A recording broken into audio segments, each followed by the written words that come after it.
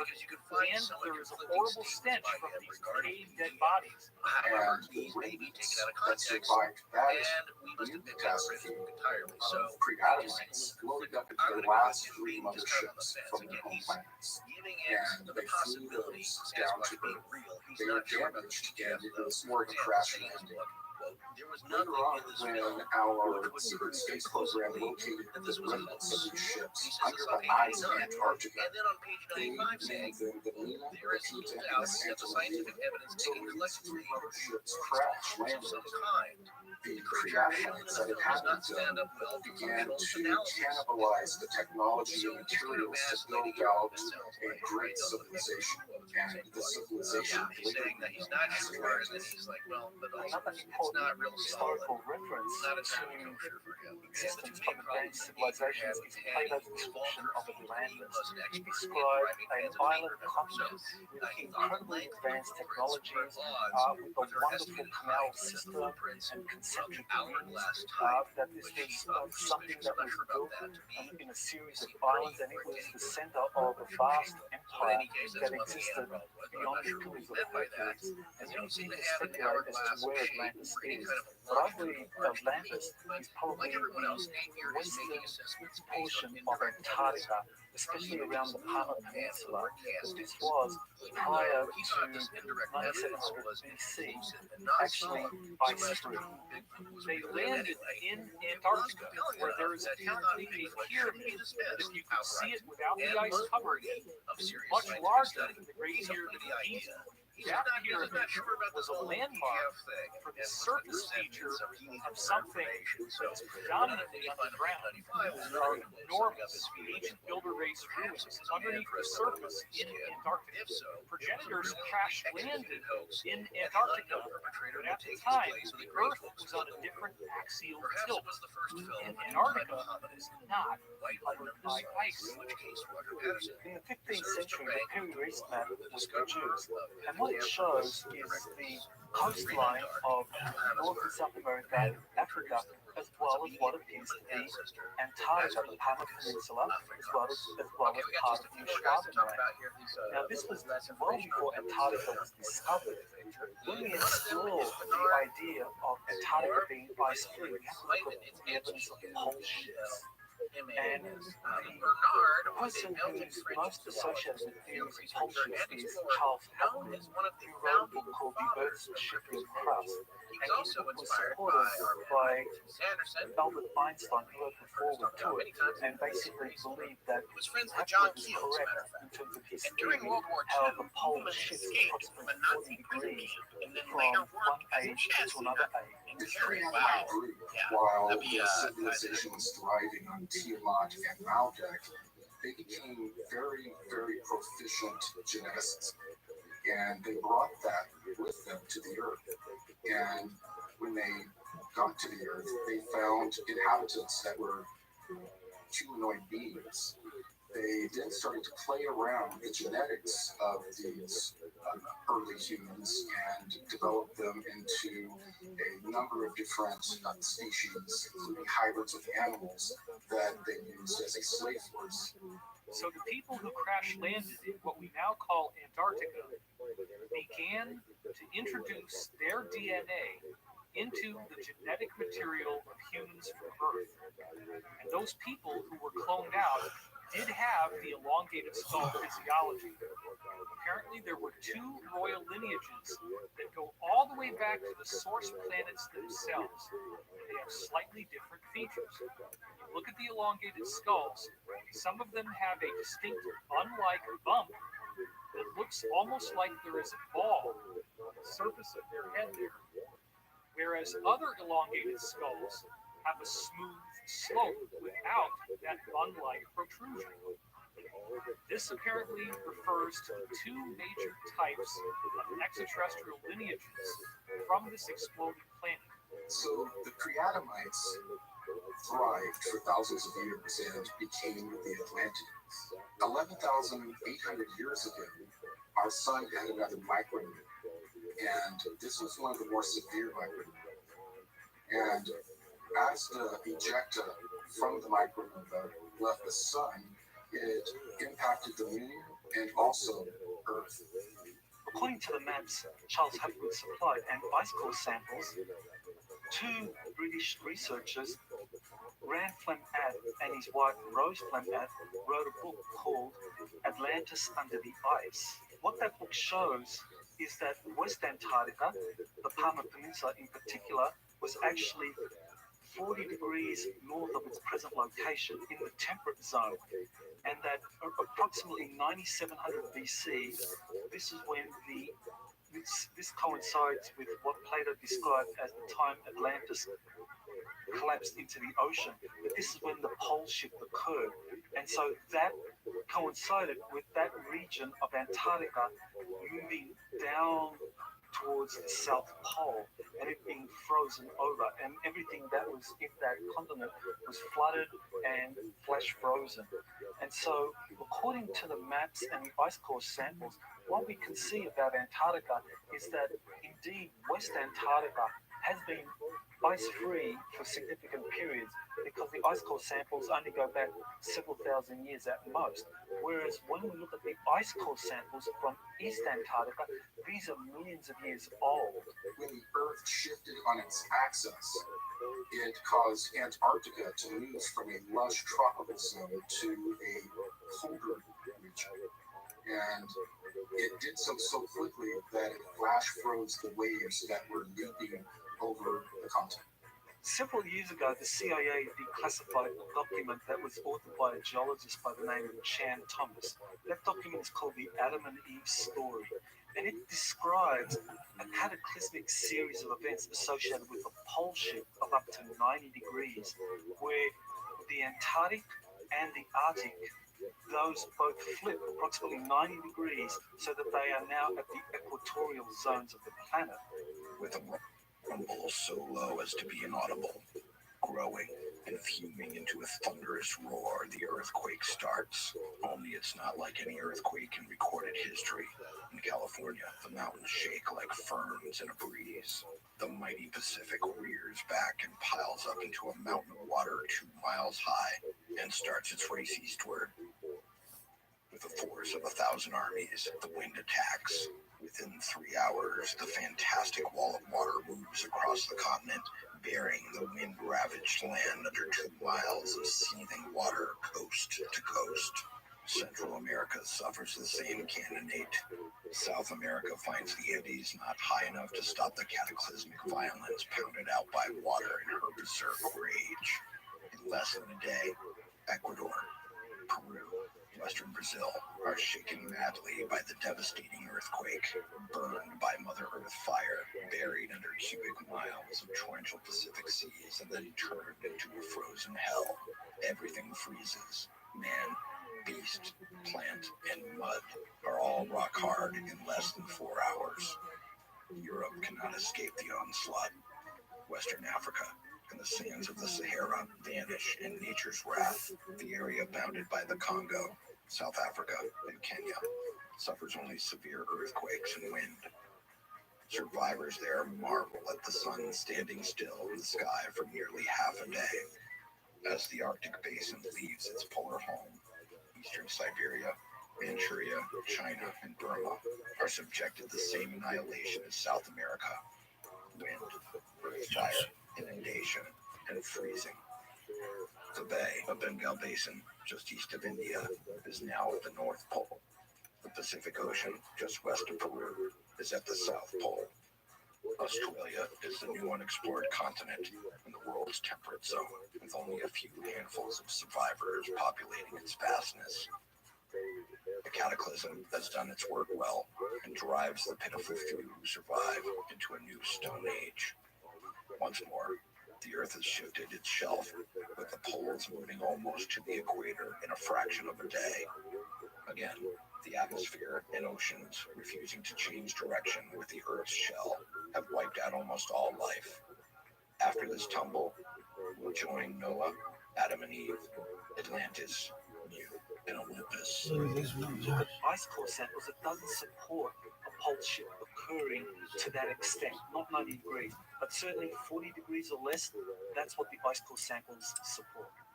These cataclysms would result in large loss of life throughout the planet, and that there would be portions of the planet, however, that would escape the worst of these winds and of these tsunamis, and those would be the survivors that would rebuild civilization again from the ashes of that great catastrophe.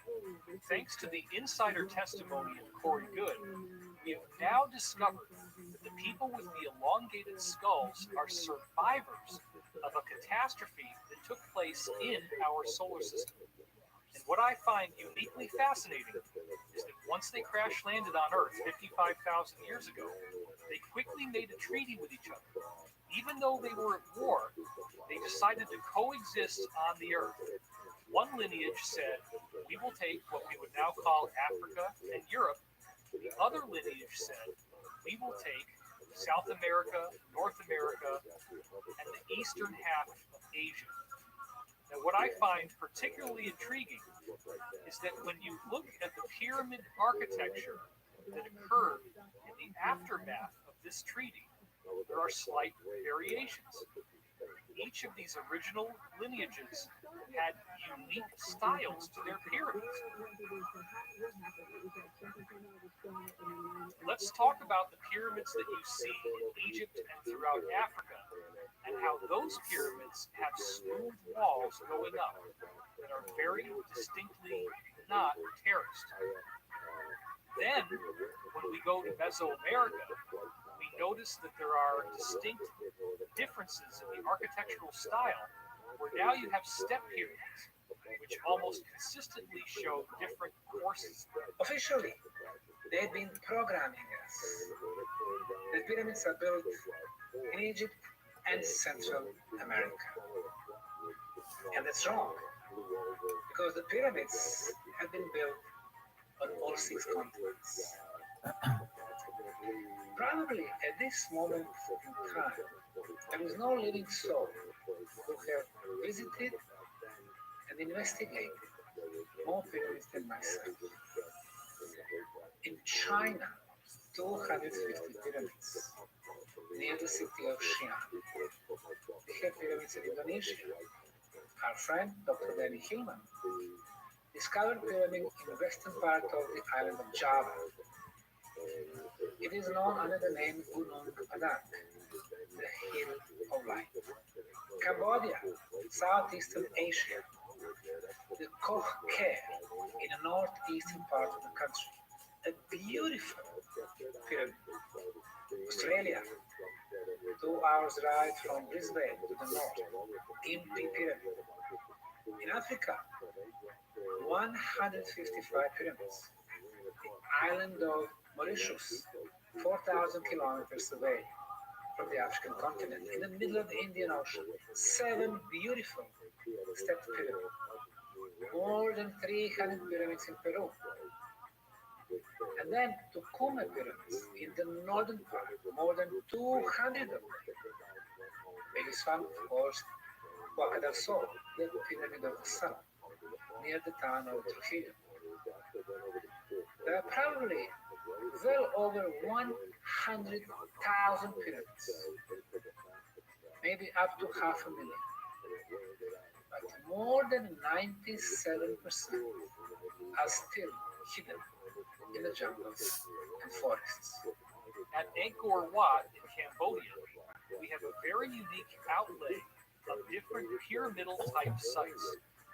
And according to the work of Graham Hancock, those different architectural sites, although they appear to be randomly positioned, actually align with the constellation known as Draco. And what's best of all is that there is a drift in the Earth's axis called the precession of the equinoxes. And the alignment of where this series of pyramids in the Angkor Wat area of Cambodia line up with the position of the Draco constellation. This only works if you go back 12,500 years ago. And this is precisely the same as the alignment that everyone is familiar with the pyramids of Giza and the stars in the belt constellation of Orion. Another thing that is very fascinating about Angkor Wat is that when you look at some of the temples within this area, there is one, for example, called Bakse Champrong. Oh my God, it looks exactly like the step pyramids in Mesoamerica. As you look at this overlay, notice the perfection of how these two different pyramids fit together. This is not a different society. This is a unified culture. But wait a minute. We've got Mesoamerica and we've got Cambodia. They're separated by the vastness of the Pacific Ocean, and yet they're using exactly the same architecture. The elongated skull physiology has been found all over the planet. We see it in Moscow, South Africa. We see the same type of remains being dug up in a dig in Siberia in a town called Omsk. We also saw reports that the Mongolians or the Huns, as they conquered going west, have these strange elongated skull features as well. We see these skulls in the tombs of the elite in Europe. And then, interestingly enough, you have a different strain that we find in the Americas, both north and south. I find it very fascinating that this evidence is hidden out in the open. We see these elongated skulls all over the world, but we don't ask the deeper questions. This becomes a very important question of how the modern day Illuminati, deep state, or cabal actually do believe that they are the remnant of these people with the elongated skulls. The deep state consists of the Rothschilds, the British royal family, the Vatican, and the Chapman cult, which many Jews do not consider to be Jewish. They consider it to be a Khazarian criminal organization. The secret societies are higher than the countries in terms of the loyalties of their membership. Whether it began with with stellar civilizations, I've met someone who purports to be from a stellar civilization, and I've been informed they don't like the term extraterrestrial; they prefer stellar civilization. Be that as it may, whether you believe in extraterrestrial stuff or not, it's clear that here on Earth there's a 1%, there's a 99%. But in 2012, the forces of good started too. And the Mayans and others have predicted this, and I think the way I explain it to myself is that the collective meditation and prayer that was being done ended up bringing in the positive stellar civilizations, and now the negative stellar civilizations are on the run, and the elites are on the run. Now the good news is I think human beings are an experiment in free will, and I believe that if we can resurrect our individual sovereignty, there is no power in the galaxy that can stand up to us.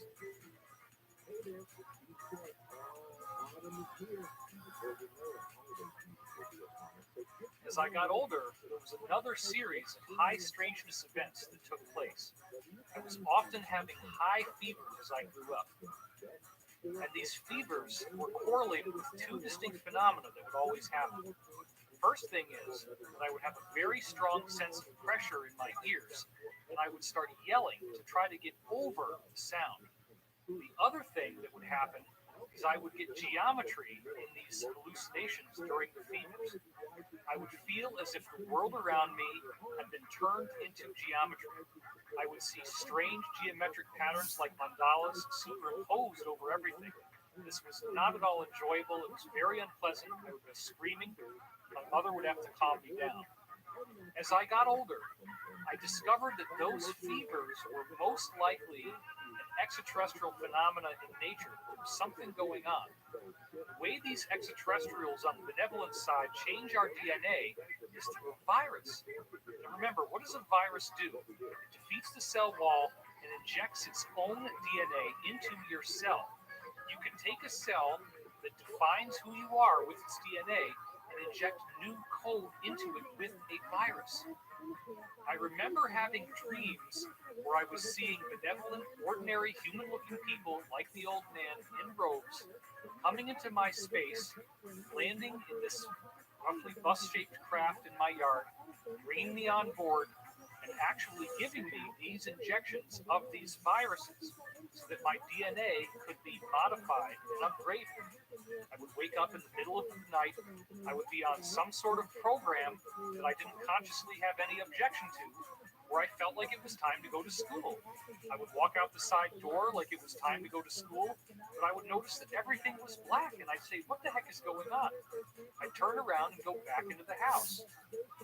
Now, this appears again to be in the high strangeness category, but it seems that at that moment where I'm standing there with my backpack looking at the darkness of the night, and I'm being spliced back in and I would lose the memory from the time that I was standing there to the time that I would return to the exact same location. This is actually a very common thing that you read about in the contactee literature regarding these extraterrestrial contact experiences. Now, it would seem in these experiences that I was being brought on board some sort of extraterrestrial craft, there was some sort of training taking place, and these classes actually could take place for potentially weeks of time, and then I would be spliced right back in till the moment I left. It does appear that there is a whole section of my life that I have no conscious access to at this time. And certain insiders have told me that because of my unique family background, where the Wilcock line is an English aristocratic bloodline from Yorkshire, that I apparently do already have some of this extraterrestrial DNA. Right now, millions of people on this planet are already in contact with extraterrestrials and don't even realize it. These beings are contacting us through our dreams and through our subconscious. And many of the thoughts and ideas that we are coming up with don't originate from them. The purpose of contacting people through their dreams and subconscious is to acclimate them and prepare them for open face-to-face contact. I'm James Dillon, and we're here at ECD Ranch. Well, ECD stands for Enlightened Contact with Extraterrestrial Intelligence. Yeah, the beginning of ECD was actually came in visions. And I kept seeing visions of this massive mountain. And when I first came on the property, it was just unbelievable. It was like some movie out of the Old Testament or something. The mountain just, clouds started changing. There was a giant lenticular cloud. It was lit up orange underneath. I got such a download. I was getting tears. I was just standing there looking at the mountain crying. And I go, this is it. This is the vision. I was focused on creating a healing center, like a retreat center. And I wanted to just make it totally eclectic. I didn't want to pigeonhole it or keep it with any one group. And about probably halfway through building this center, they started showing up. The ship started showing up. It's got a double. It's weird. Whoa, thank you. That is unbelievably bright. Whoa, look at that. Whoa. And the first encounter was an all-day meditation. I was meditating, and I had a beautiful transmission coming to me about the earth and humanity and our ancient history, who we are and how we've got to where we are and what needs to happen to heal, to clean up the planet and the consciousness here. And so I asked them, where are you coming from? And they said, actually, we're on a ship. And I didn't even make it to the door. And my sister and her friends came up banging on the door, and they go, did you see it? Did you see it? And I said, see what? There was a huge light ship hovering right over the house here. So that was my first encounter where I realized I needed to start doing some research on tying in the higher dimensional beings and the spiritual and technologically advanced off-world visitors into the spirituality side of things. When you go within and start expanding in consciousness, we find out we're not just a body and a personality, we're spirit and a soul, and that's a multidimensional aspect of ourselves. And so as you expand in awareness, you start taking in these other dimensions, and contact is a natural occurrence when that happens. My name is Barry Littleton. I do stock trading, level 2 options, and I also am involved in social services. In the UFO field, I'm kind of just stepping forward. It started off with childhood experiences, so that's one of the things. But then I went into what I call adult onset experiences, which included missing time. So we're looking almost 20 hours of my life was missing behind being upon board the ships. When I talk about it now, it sounds very uniform, but it took a lifetime to put the pieces together. Instead, I was more into hiding it to a degree and trying to just be normal and whatever it took to kind of try to blend in instead of talk about these experiences, anything like what I'm doing. I always heard it as turned us demonic and dealing with demons, and that labels somebody as demons and crazy and puts the most negative connotation on it possible. So that's one problem I think to this, and that's a real way to block people from talking about this and never coming forward. These beings, they never would give me any revelations about the future, but they only gave me information concerning the earth and always the technologies, and there was a lot of love energy that came off them. Enough to where being in the presence of a non-human, it would somewhat chill you out, because it's not just a normal thing, and it's a great risk of panic there, but the type of vibration coming off their biofields was very calming. It started off with a being that was insectoid, and when he would come and interact with me in my daily life, he was doing something with the optic nerves, I'm sure of that, to make him appear even more human. But when I saw him on board craft, he was definitely insectoid and ancient. Smaller, okay, that'd be the first being that stepped forward to me. There was another one step forward that was mana, but it looks like Earth's brain coral is the way this being's head looked, okay? And taller, but very peaceful and also very scientific to a degree. I've also seen small blue beings that claim to be from Andromeda, maybe about 2.5 feet tall, I would say. Those some, and then there's the other portion that I had a hard time dealing with because there's no frame of reference for this. It's the beings that are on board these crafts that are non-corporeal, non-physical. They have different containers for their consciousness, like plasma or light configurations. The inside of the crafts themselves that I've seen look like type of a fungus, a type of a hard mushroom. It's slightly different. So that told me that these craft are actually organic. If we're going to become a type 1 civilization, we need to start just not incorporating the spiritual, but also the organic components into our space travel method. I believe what is happening on the planet right now is a shift in consciousness. And meaning that, I've heard it called other things such as ascension, we're going to go to another dimension. I've heard all these things, but I think in reality, it's a shift of consciousness. Because at least, in my opinion, 85 to 90% of our population has had extreme contact, but they can't remember it. They're unaware of it. Due to the fact our perception is so molded, internet has helped with starting communication amongst what I call melanin-dominant contactees experiences. And like I said, it was the indoctrination of religion that kind of stopped that to a degree. But right now, I think that the fact that certain people are coming forward and taking it through darts, a few darts, is making it more accessible to others and others more comfortable about it. I believe they are reaching out because they're wanting right now to help us with this shift in consciousness. And what has been shown to me is humanity does have a type of free will, but we're not going to be allowed to destroy the earth anymore. Yeah, my name is Robert Salas. I had experience in the 60s at Malmstrom Air Force Base as a missile launch officer.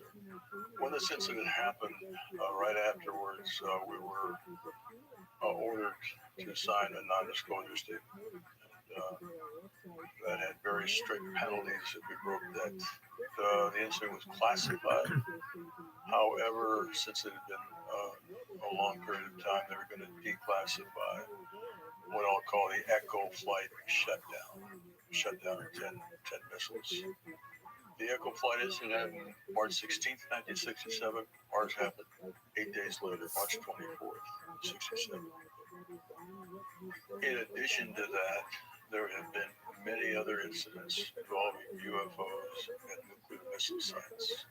It happened again at Minot in 1968. It happened at Whiteman Air Force Base, right, and other bases, similar incidents. It took time to get to the point where I realized that we were certainly not alone in the universe. And I had plenty of time, of course, because I couldn't talk about it.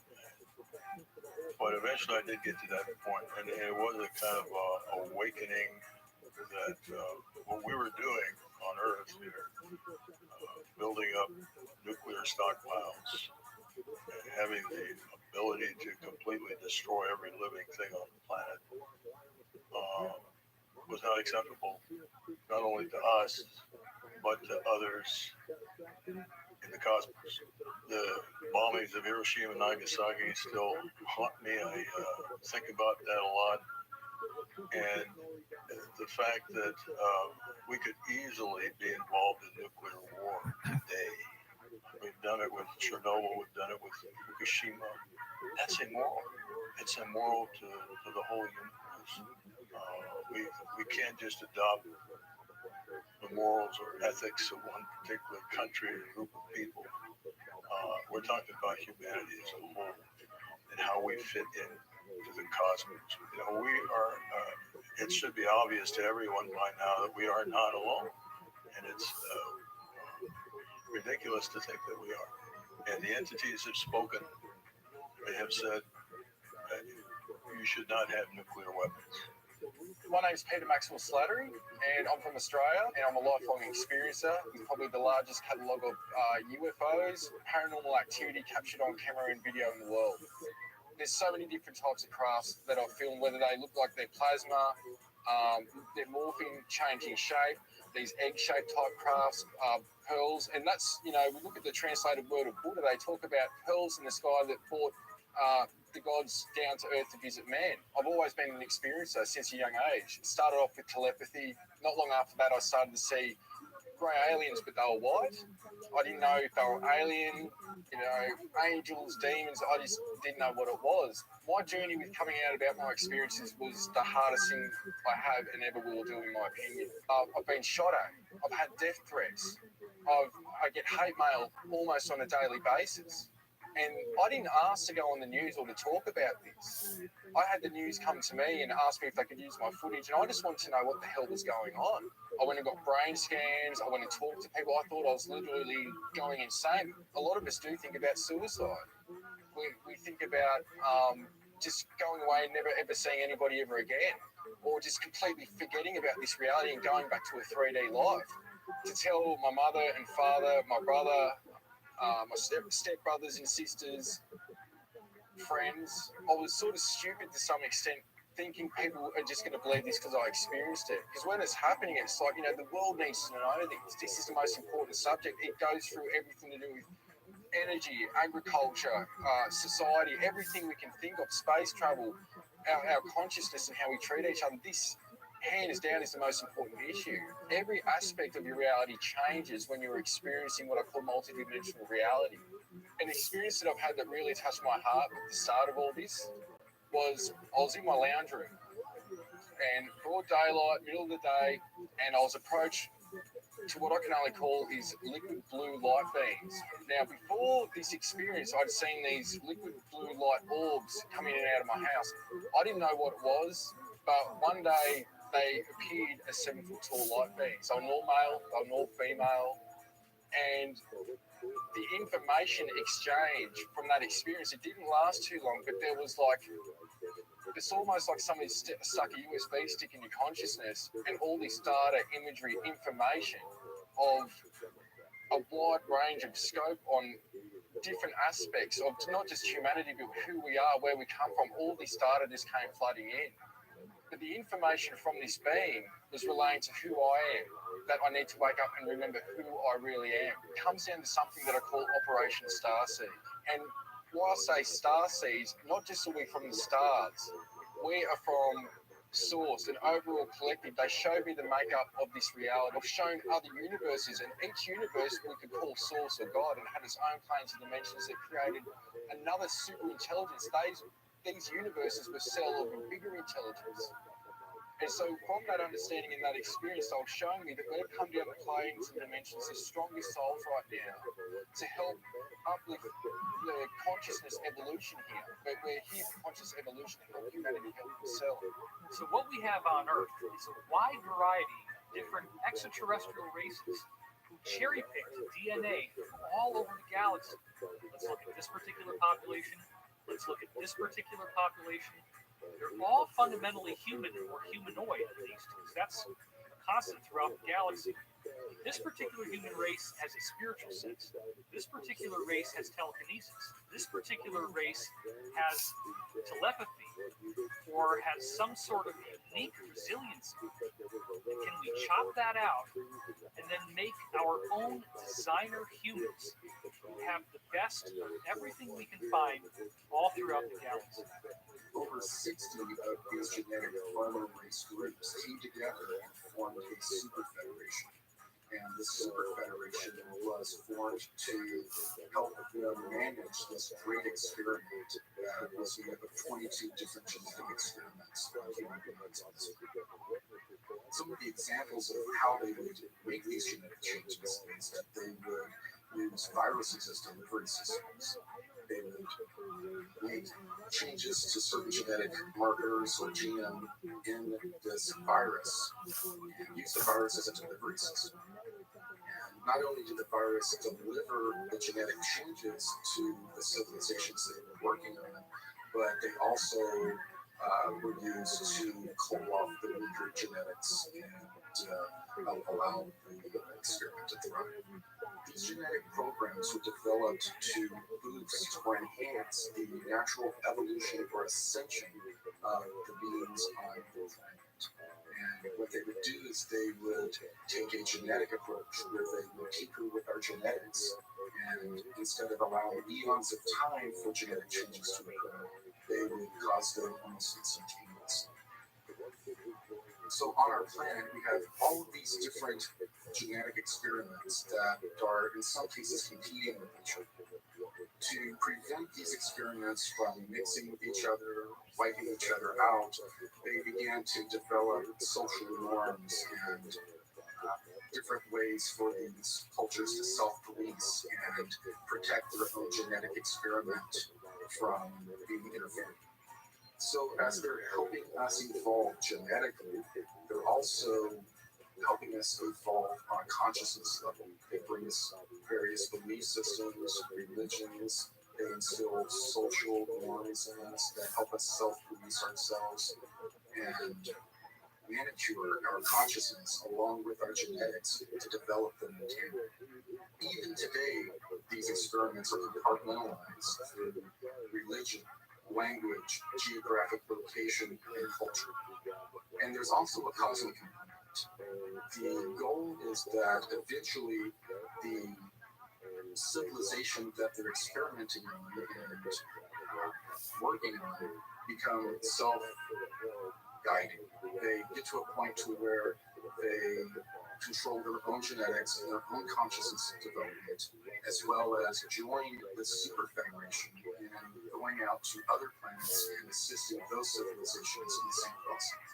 Now that we've developed to a point of traveling the cosmos itself, we've gotten to a point to where we're self-managing ourselves, and the Super Federation is being disbanded, and we're taking over our own genetic and spiritual development. As a result of all of this, the infrastructure that has been built out secretly in our solar system will now be handed over to the rest of humanity.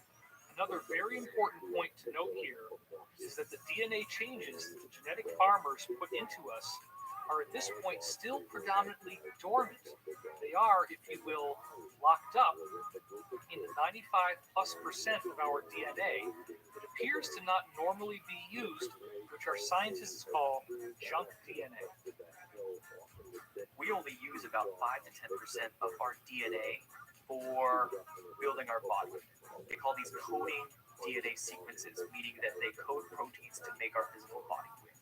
90 to 95% of our DNA is non-coding DNA. In other words, mainstream science has no idea what this DNA really does. They call it, quote, junk DNA. Why would any sort of intelligent designer put junk in our body? Put something in our body that's useless? That wouldn't happen. In fact, what I believe is that this 90 to 95% of junk DNA is actually used metaphysically. It's used for our consciousness in ways that we just don't really understand yet. My name is John Music. I was an FBI special agent for 25 years.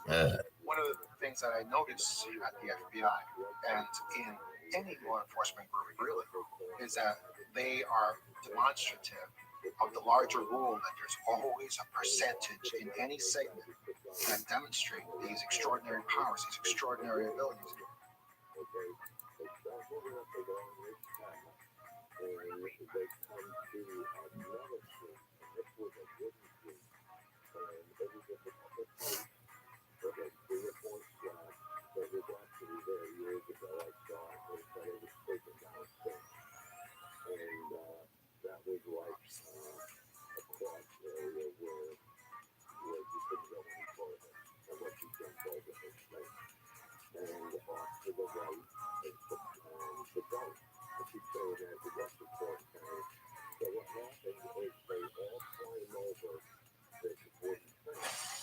I'm in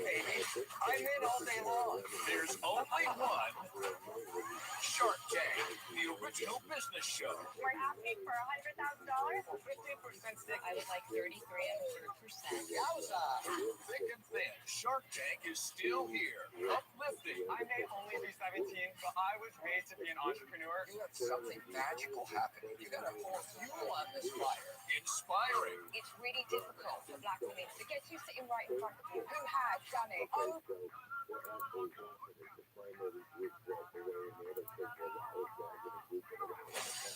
I'm in, baby. I would like to look Over. She's not good. That matter. Either one of us go. Golden floor. Wait, did I hear $1 a unit? Ding, ding, ding, No, ding, ding, ding, ding, ding. no. What if we could create a new standard for the digital age and get the whole world typing at the speed of thought?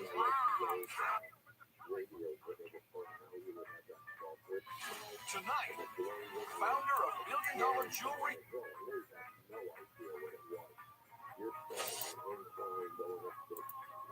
It's a phone with appeal. Baked into this delicious design is everything you need to spark real conversations. Once paired with your smartphone, this robust banana is ready to receive calls at the push of a button.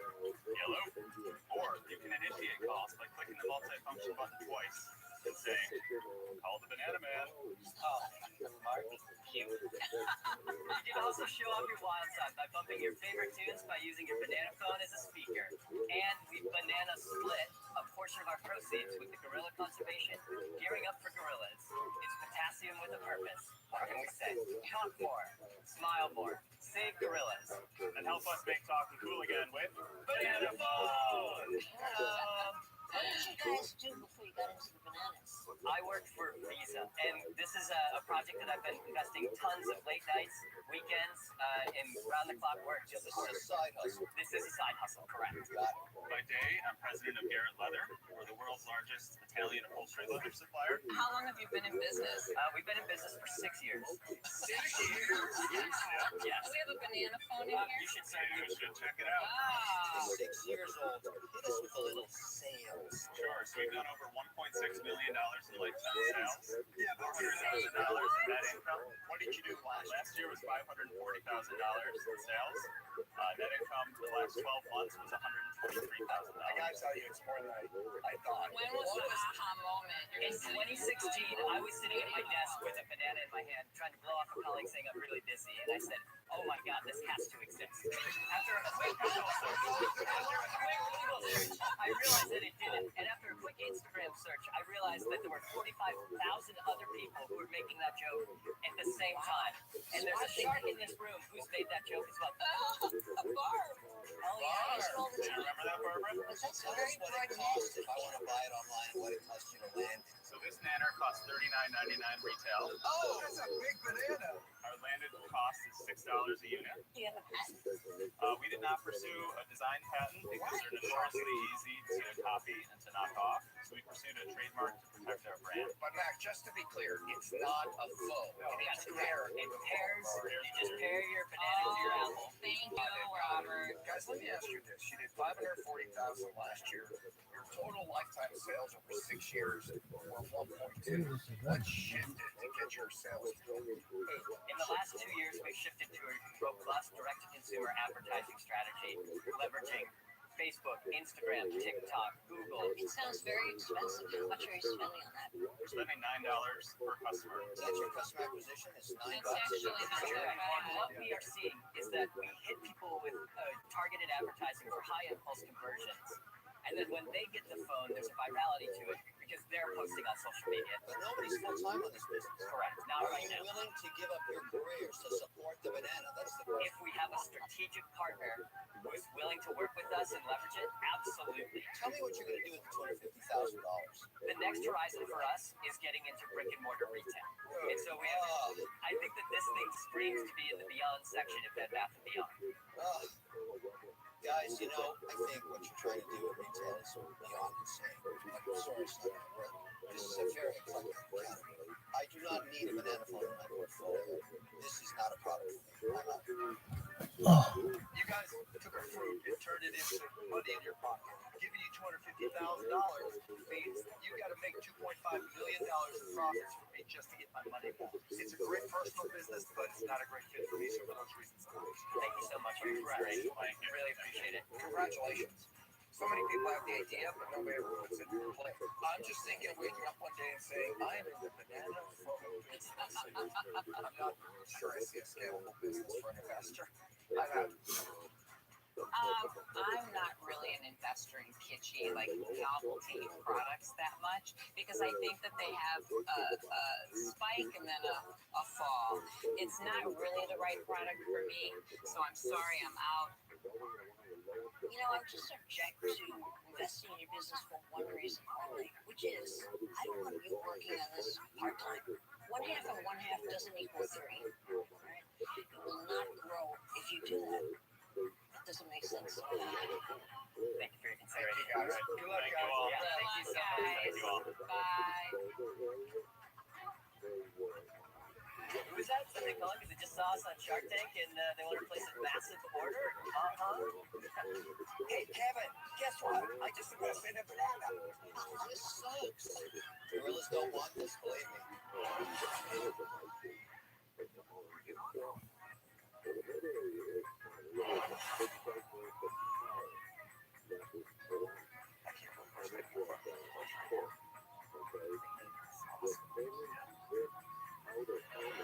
Next in the tank is a tool to ensure you get a juicy bird every time.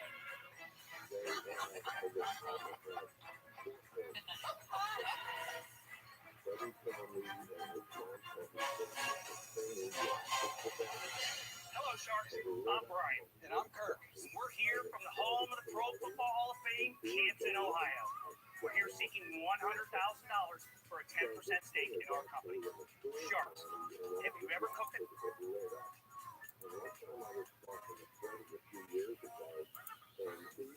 With my wife.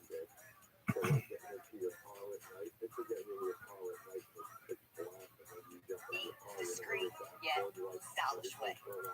That's where Silk Rose & Co. revolutionized the way that we store our meds and dispose of our sharks. This was born out of my own need as a child.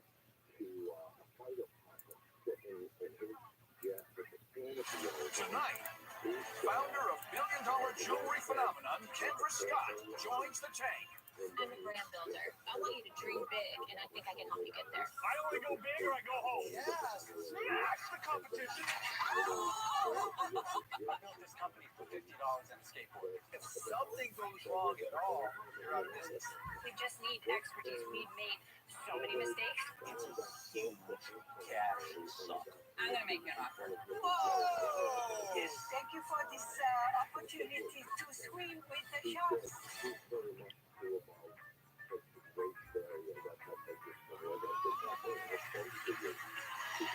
First in the tank is a way to have holiday fun without the stress and mess.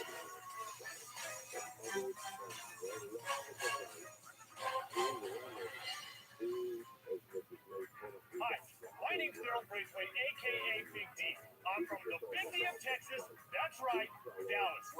I am seeking $300,000 for 10% of my company.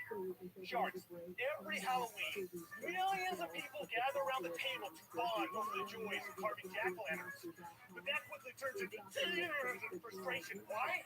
Because the most dreaded part of the pumpkin carving experience is...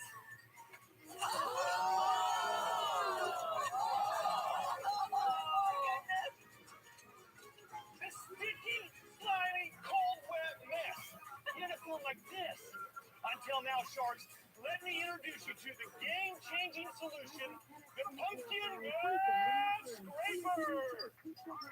Our super long glove goes all the way up past the elbow, even off Big D's arms, to eliminate you having to experience that sticky, slimy, cold, wet mess that everyone hates. And our powerful serrated scraper, attached to the fingers, allows you to thoroughly scoop out every last string of that disgusting orange guts, all by keeping your hands nice and clean, and your arm also. Sharks. We're too kid-friendly. Sharks. Sharks. Oh, garbage. Apologize. That's okay, you can start over. I'm not starting over. I'm doing this. with sizes for kids and adults. Each kit comes with an additional latex glove, 2 kid-friendly knives, so when the scraping is done, you can begin the fun. Sharks, we believe it's all about the experience. It's time to clean out the mess of pumpkin carving, smash the competition, with the pumpkin gloves Now that's a Texas-sized presentation right there. Big D, 300,000 for 10%, $3 million super scraper. I only go big or I go home. Yeah, so you must have some huge sales. I've got some fantastic sales. We just started actually our business. We finally just got our shipment of product the end of 2021, the last week of September, the first week of October. Wow, just in the nick of time. Just in the nick of time. But the problem is we're hoping to get a lot. December 31st, we sold $58,000 in sales. 3,600. Take a deep breath, Big D. Thank you, Big D. Catch your breath. I'm so excited and passionate about this. I just love it. So 58K in 2021. Okay. 58K in 2021. 2022 this year, we've done $52,000 from January till now, and 6,400 units. Okay, so there's not much growth there, is there? Well, because it's not Halloween yet. I'm impressed that you're selling it not in the Halloween time period. So explain that to me. We went to our first trade show in Las Vegas, and everybody kept coming up. You guys are the head of the show. A big buying group came over to us and said, "Will you come in 2 weeks to DC to our big buyer presentation? We'll guarantee you to be in front of 60 stores to pitch." And I sold over 90% of all those stores. They're like, "Terrell, this is amazing. You're incredible. You're a genius." Nobody who's a genius dumps that stuff on their head. You never know what you're getting with Big D. Amen to that. That's why you have sales now for this fall season. One kit cost. One kit cost, if you buy it in the retail stores, $9.99. Online, we sell from $12.99 to $15.99. And what did it cost you to make? The adult kit combo cost me $1.78. Wow. How did you come up with this idea? This is my family. We love Halloween moments and traditions. We love going to the pumpkin patch. Every single year, the kids go and they get the biggest pumpkin possible, put it in the cart, we get home. And they're all happy, excited. Dad starts cutting off the top of the pumpkin. Then they start going in. Then all the kids are like, "Ew, gross." The kids are running around the house. Yeah, you're doing it yourself. Touching all the stuff. My wife's freaking out. The kids are crying. This picture right here. This is my son Parker. This picture right here is the absolute moment that I had my aha moment. It hit me like, oh my gosh, that's it. Now, is this your full-time job? It's not. So my background is in medical sales. I've been bootstrapping and working hard at night and weekends. But with medical sales, I understood really quickly that I needed, when I got married, to have a job to really help. That helps pay the bills, right? That helps pay the bills. You're asking for 3 million valuation. How do I get my 300,000 pumpkin seeds back? There is nothing on the market that competes with this. I have a patent that was issued June 15th. I actually filed it on Halloween Day in 2017. You did? On Halloween Day. I've got 2 more utility patents pending. My patent is a broad patent. One of my partners is a patent attorney, so he's helping me button up all the edges. Partners? Yes, I have How partners. many dollars have you raised towards this? How much you spend? We had put about $850,000 in this. Yep, $850,000. Yep.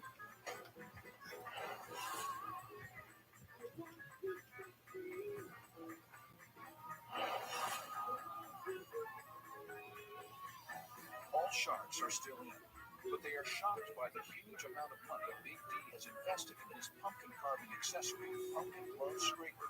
We had put about $850,000 in this. Whoa! Yep, $850,000. Well, let me tell you why. I've only put in about $20,000. I have a partner that's funded the rest of the money. How much of the company do you own? I own 70%.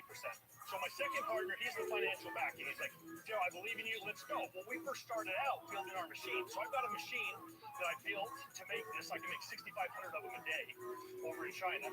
The problem is COVID hit, and they made it so that, hey, the only way we'll do this is if you order 300,000 gloves. That sounds like a horror movie right there. So your thing to your guy was, look, big money guy, I'm going to sell through these quickly. And the minute I sell through them, I'll give you your money back.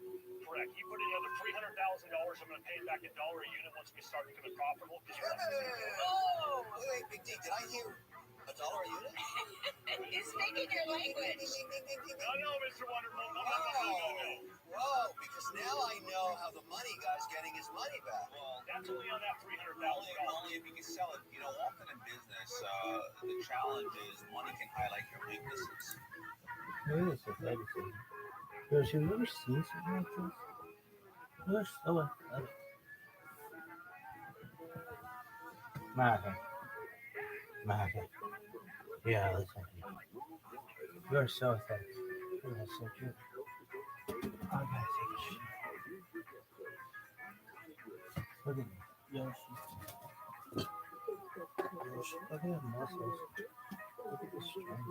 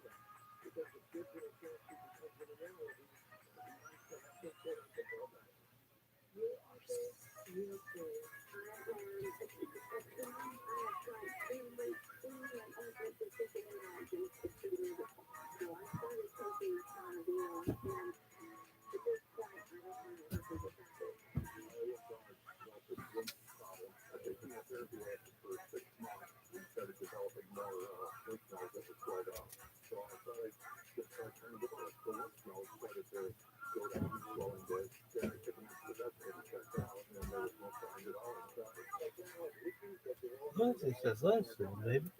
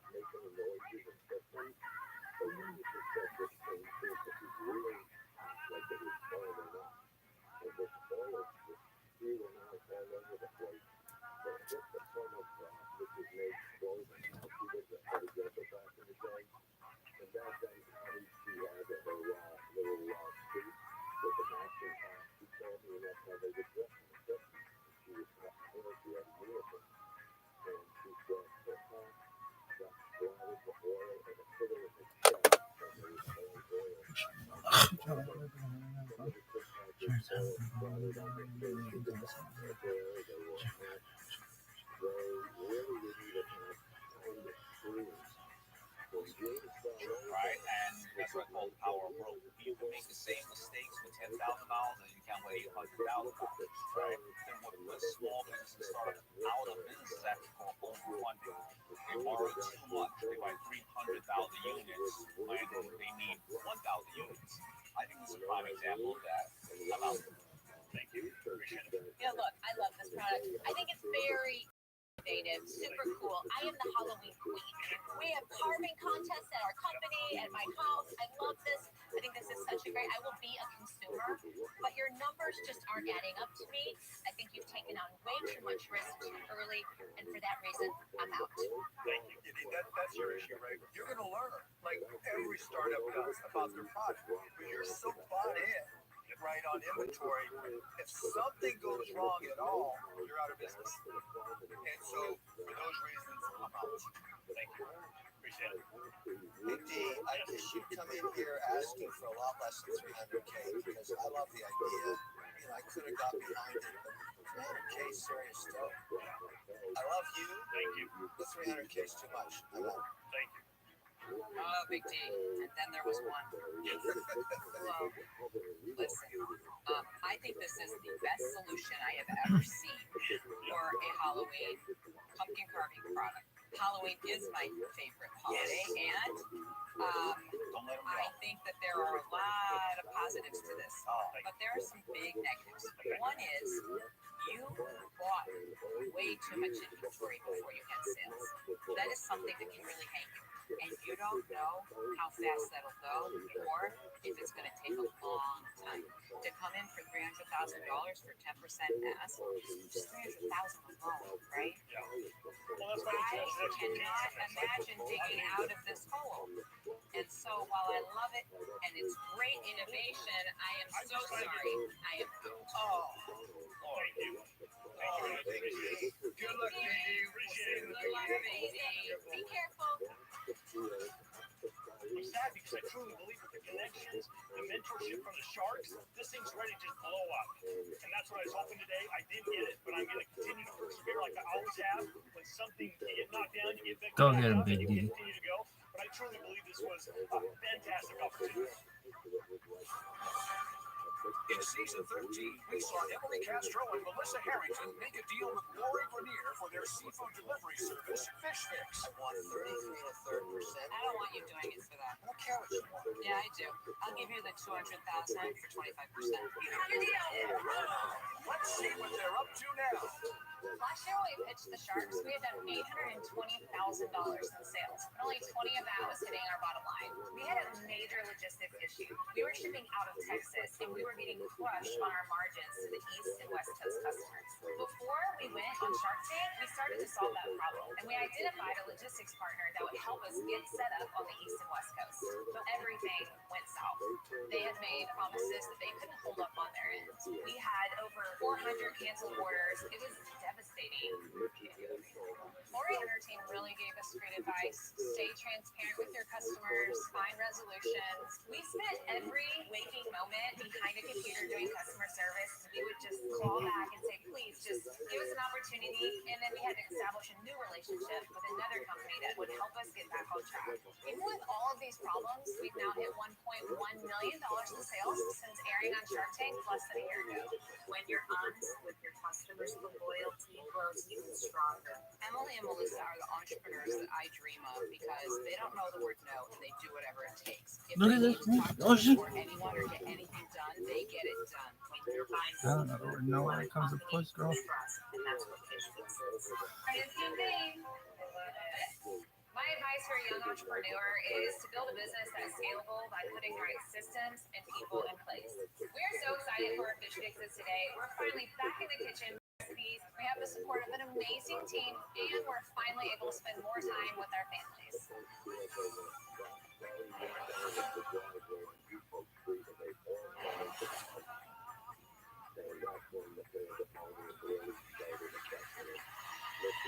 Next up is a reinvention of an everyday workout accessory.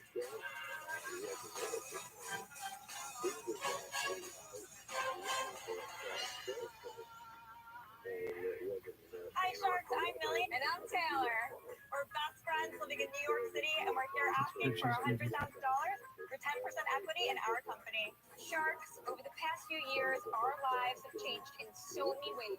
From the way we work to the way we work out. Our living rooms have become our local gyms. Our bedrooms have turned into boot camps. Our mat-based workouts are no longer just a yoga class to wind down. We're doing sculpts, Pilates, and strength training. And our yoga mats, they're just not supportive enough, and they add no extra value. Our exercising has evolved, but our yoga mats haven't. Well, rollover yoga mats, it's time for an upgrade. Introducing Stacks, a mat with a unique foldable design that unlocks a new level of versatility for any exercise. When the stacked mat is fully unfolded, it acts just like a standard yoga mat, except it's better. Because it only lays flat and it's quite thick. If you're in need of some extra support, we got you. Hold your stacked mat once or twice and get that much-needed extra cushion for your joints. Or fold stacked up entirely and it transforms into a block that can be used for tricep dips, incline exercises such as planks or push-ups, lunges, and so much more. Sharks, Stack was born out of the love for sweating and the need for adaptation. So, which of you wants to give us stacks of money and help us take over the fitness industry with Stack? Good job. So you each have a stack mat in front of you. It also comes with carrying straps. You can easily take it with you on the go. Now, I'm in the gym all the time. Yeah, right. Every day. I see. Is that where you keep your snacks? The gym? Mats. Lots of foldable mats. What is unique about this? So when we think about the foldable mat space, there's sort of two kind of mats out there, right? So there's the big gymnastic mats that are essentially pieces of cushion that are held together by vinyl. And those mats are heavy, they're expensive, they're also not the right material for yoga or sculpt. You know, they're not grippy, they're not nimble, you can't take them out. What about the classic roll mat? You see so many people carrying. Of course, yeah. Kind of why we created this. So to give you some background, Taylor and I met about 10 years ago in college, and we've been best friends, we've been roommates, and we've always been into fitness, but it wasn't really till the pandemic when we started working out a lot more for our mental health and our well-being, and we realized we were using a yoga mat, but neither of us were necessarily doing yoga, and half the time we were rolling up our mats for extra support, or we were using a block or something to really enhance the workouts we were doing. And so we found that there was, room in the market for not only a more supportive mat, but also a mat to add that versatility. And what's great about this is it folds and it can really act as a second piece of equipment and really enhance and modify the workout. I'm curious to know the price, like what it costs you and then what you sell it for. The mat itself in a box with this graph costs us $14.90. It lands us at $21.50. We sell for $86. Everything is you've seen through our website, and everything's been through creating content and really building a community. That's what it is. It has merit, all right? For sure. Show us the sales. So in the 6.5 months that we've been selling, we've done a little over $110,000 in sales. So we're marketing. So yeah. I'm signing up for blogs. Go online. What are the price points you're going to be Let me take you through it. So the yoga mat industry is segmented by materials. This is an EVA foam. It's non-toxic. It's non-porous. We compete in the premium segment, right? We're competing with mats that cost anywhere from $70 to $130. We're at $86, right on the low to mid end of that.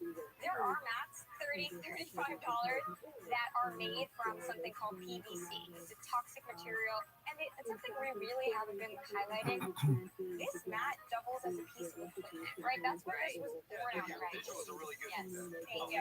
And how much of your own money is into this business? We each put in a bit over $25,000 from our savings. Okay, what else do you do? Is this your full-time gig?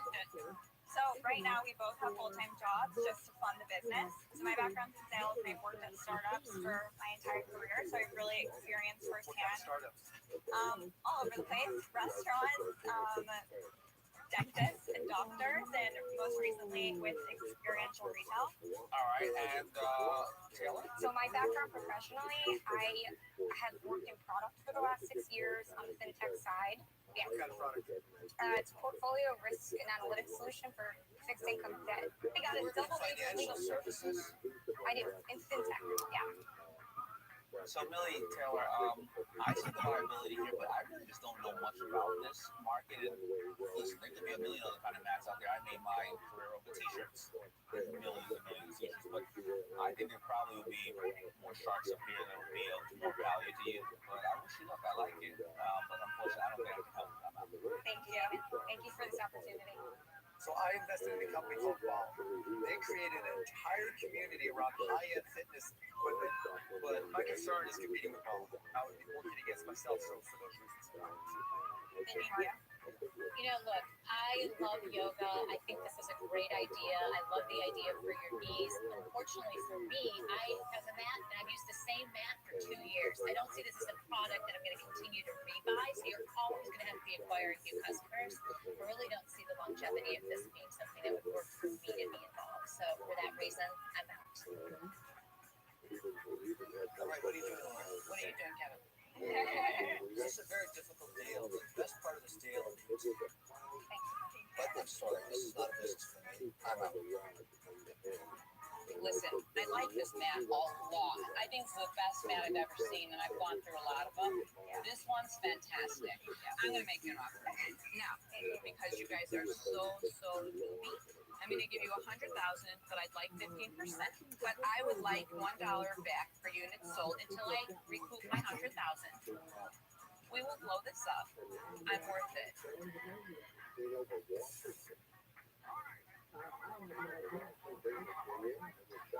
We appreciate your offer. I guess while we're here, instead of the whole panel, just want to see if the conversation. Listen, guys, I see a little cock in my head. Knowing TikTok.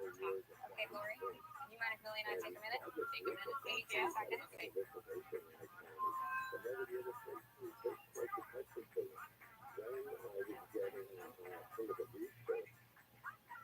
Okay. Lori, Yes. thank you so much for your offer. I'm concerned with the royalties, and it's really going to siphon the growth that we need right now to kind of get with this momentum. Would you be willing to do $100,000 for 20%? See, the reason why I did that, you guys have a lot of margin. So really $1 when you're making like $50 a piece or more doesn't really hurt. But if you really want me in it to win it, how about 25%, Woody? Which I'm not going to see unless we sell this company or unless we make a lot of sales. That's a $400,000 valuation, guys. Yeah. You just need to shut the fuck up. $150,000 for 22.5%. No. I mean, my plan is to blow out so many of these, we won't need it. Cheap valuation. So you have to decide. She's removed the royalty. Yeah. Now, You could go back to it. And that was at 15%. Okay. That was at We have 15%. another offer here. Okay. 100,000. Yep. 15%. Yes. We do 35 cents royalty. 75 cents and you got it. You have a deal. Right. I like it. Thank you guys so much. Lori's going to be a great partner. Can't wait to work together. Let's do this. Thank you.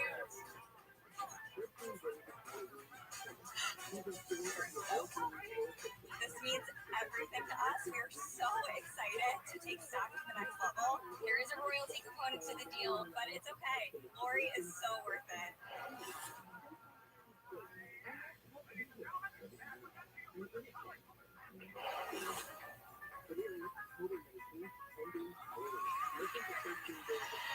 Next in the tank is an ancient food with modern health benefits. Oh, yeah, which is outside.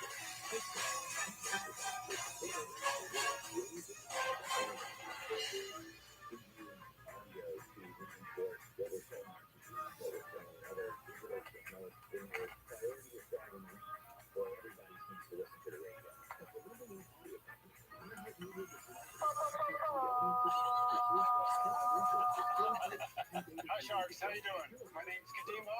I'm the founder of Mama O's Premium Kimchi, based out of New York City. And to the left of me is a living legend, my mom, Mama O.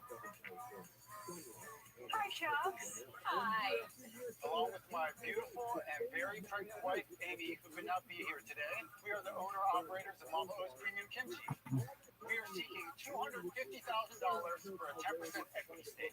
So Sharks, everyone knows kimchi's delicious, but did you also know it's super nutritious? Kimchi is an Asian superfood from Korea. It is naturally fermented and is full of probiotics. That's right, kimchi's health food, but more importantly, it tastes incredible, and not just with Korean food either. Kimchi goes great with hamburgers, hot dogs, mac and cheese. The list goes on. What makes our kimchi the best is our authentic Korean mom recipe, kept fresher than other brands by our innovative packaging. In addition, we invented the first and most complete homemade kimchi kit.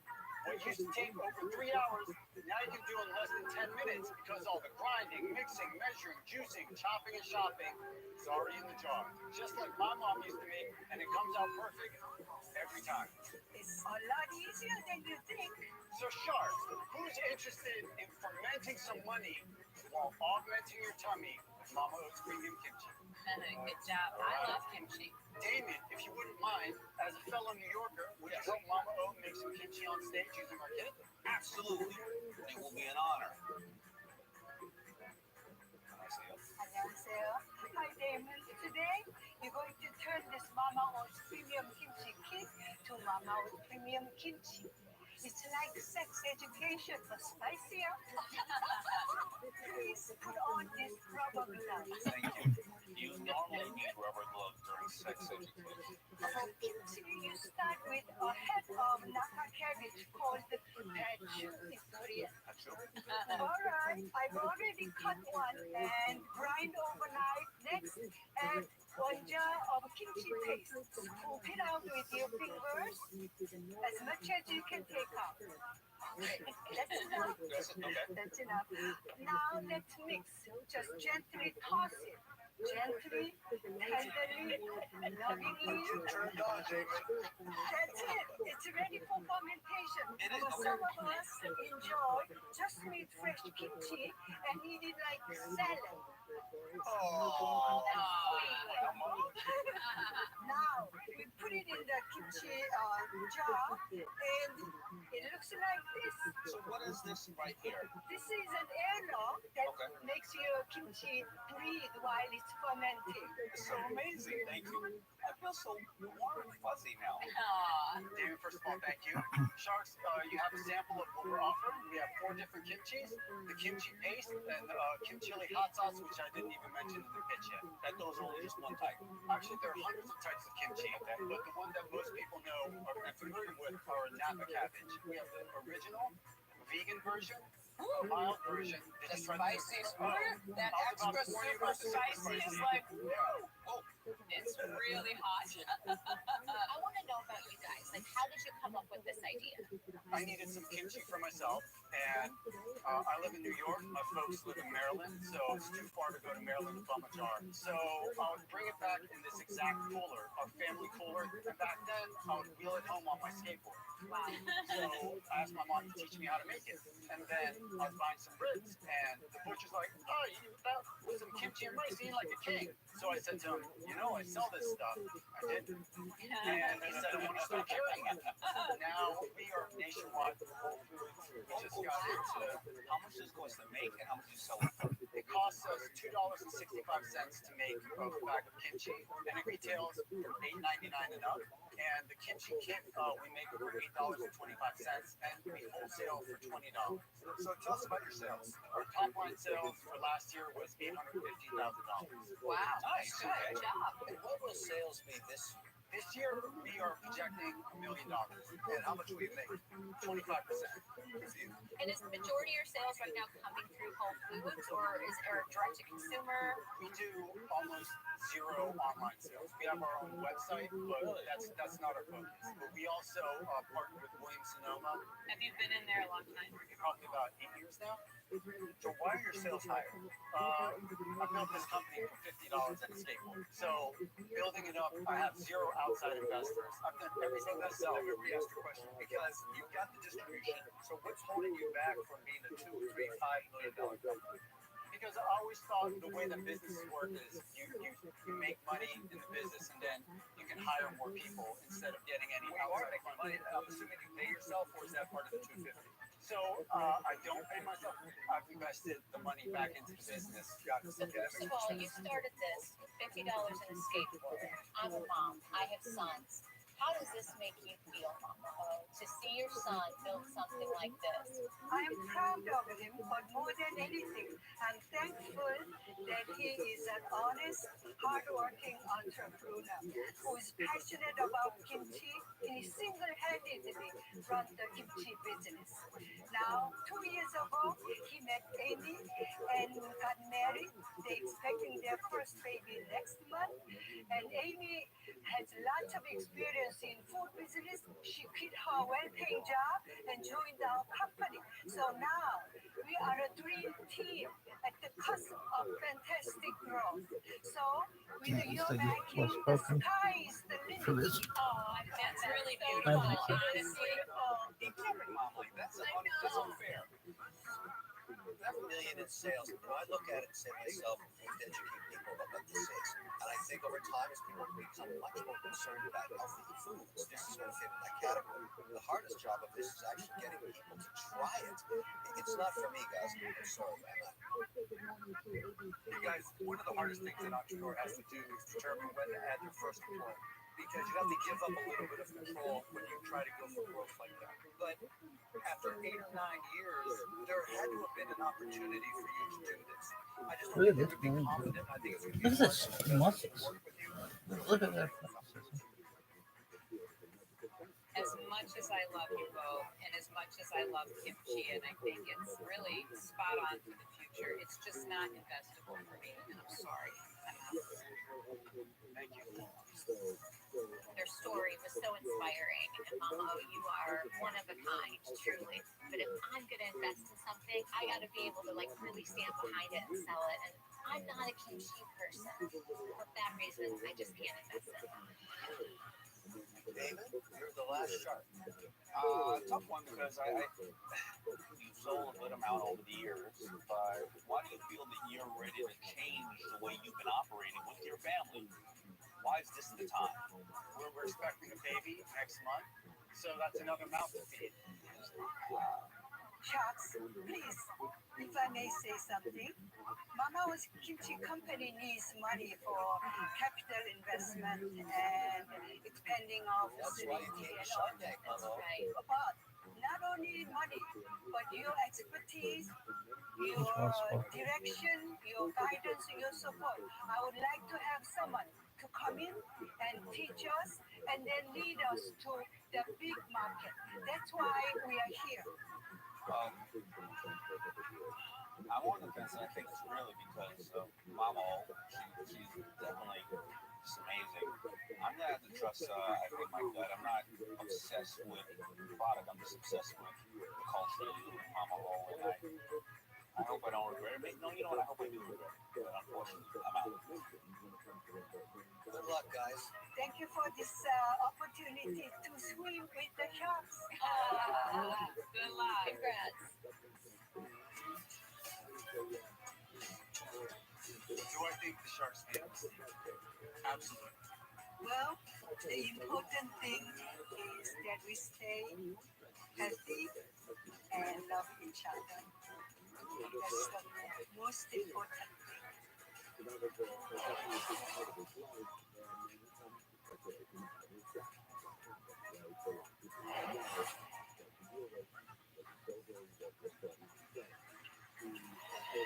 Next up is a tool to help you become king or queen of your own castle.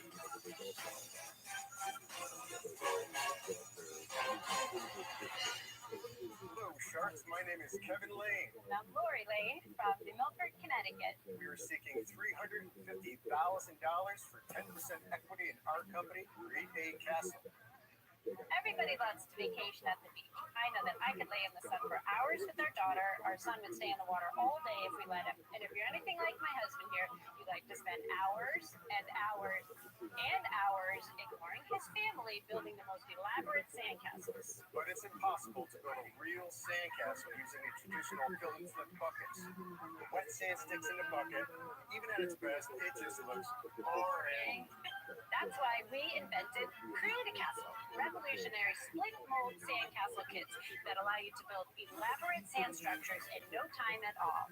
Just buckle it, pack it, unbuckle it, and, well, create a castle.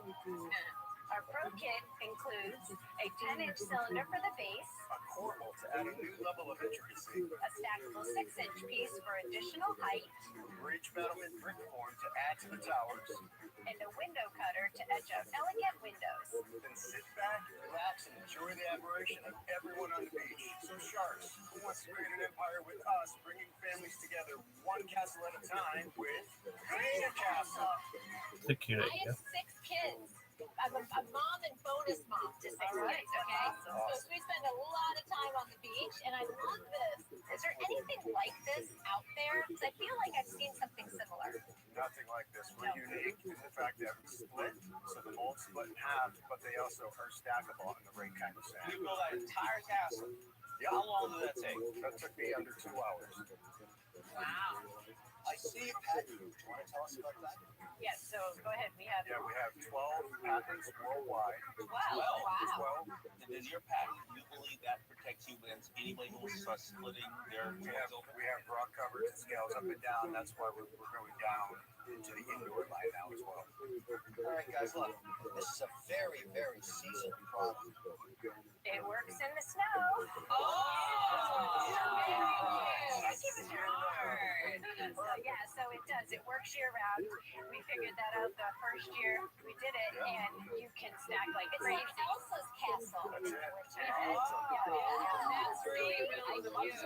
Castle in the winter, but what are the price ranges? What's the least and what's the most? So we go the toolkit that we have there, the small box, that's $10, and then the pro kit retails for $50. That's a good deal. The little one is landed at $2. I think it's a really cute idea. I'm fucking in love with this project. If you're a builder, saying last year we did 600,000, and then this year we are doing 3 million. Wait a minute! Whoa! How did that just happen? What? We landed Costco Canada as well as Sam's Club. But Canada sucks. 600,000 in sales last year. What did you make on that? We were actually negative 100,000. We lost money last year, and that was really due to the shipping costs were like 5x what we had budgeted because of COVID. Yeah, like we used to get a container in for 4,000 to 6,000, and a couple of our containers last year were 25,000. What's that friend's name? I don't know. He got stabbed. This year we're going to make about 300,000. What is your margin to Costco then? The margin we made about 27 to 32% margin. So that's part of your challenge. Yeah. Okay. What do you look Oh my gosh, look at this one. What is lettuce? Let's not talk about the leaf so much as the athleticism. It's just incredible. This motherfucker is so incredible. With the capital that we're asking for to invest into more product, and we just need expertise. We've made so many mistakes. And we're expanding into a whole, we want to open up a whole licensing. What? A licensing. Did you say Naaman? Oh. We're looking to spend $50,000. I'm assuming that's primarily for inventory. And try to figure out the Costco order translating into a U.S. Costco order, correct? Because a lot of people test out Canada. Yeah, not necessarily. Money off of that order. Yeah, not necessarily. I mean, we've learned a lot getting into the big box stores and stuff. Costco order because they're going to ask you for some co-op advertising as well. Right. For markdown. Yeah, right. Yeah, we know we have and the they have the percentage right to markdown. return the last 15% of it. Yes. So you have that you can returns and markdowns. Yes, we've been experiencing that. Your 27% margins even worse. Yes. You guys, I think there's too much of an emphasis on sales rather than profits. Every entrepreneur gets really hyped about doing business with big box retailers, but the reality is you can take more and more cash, like you found out. And so, chasing margin and profits is good. Chasing sales, in my mind, particularly in these uncertain days, is bad. And so, for those reasons, I'm guys, let me tell you where I'm at. I'm looking at the business models because of investment. Anytime someone $50,000 in capital, I'm not going to beat you up with a $5 million valuation, although I should. It's in my DNA to do that, but I'm going to hold back because I'm under anger management this year. So, at the end of the day, it's not investable yet because the business model isn't nailed down. My sense is to dump the load completely, raise the prices 30%, sell only on your website direct. Otherwise, you're never going to make any money. Okay. Listen, I don't agree with what he just said. Your price point, I think, is excellent. And I have always found I like to make products for the masses. I like to make things where everybody can afford and enjoy it. But I think for me, it's not something that I want to invest in. I don't invest in everything that I like. You're doing everything right, and I wish you good luck, but I'm out. I absolutely love this product. It brings me joy, and I love your price point, and I actually totally disagree with Kevin. I think you want to balance wholesale and retail. Have you ever seen anybody smoke lettuce? Yes. Never. I sell wholesale, I sell direct to consumer online, and I have my own retail stores. I think you can do it very thoughtfully. Now, some of the discount retailers, What's this bitch's name? Can absolutely kill you. Be thoughtful about where you go, but I think you've got a home run. I'm going to give you an offer. I'm going to give you $350,000, but I don't think your valuation is $3.5 million. You lost $100,000 last year. So I don't see the 3.5, but I do see that there's going to be great potential and opportunity. I'd like to give you $350,000 for 20%. And I think I can help you with that omni-channel, which I do think is going to help you build the business the way you want to build it. Okay? Awesome. Wait. Hold on.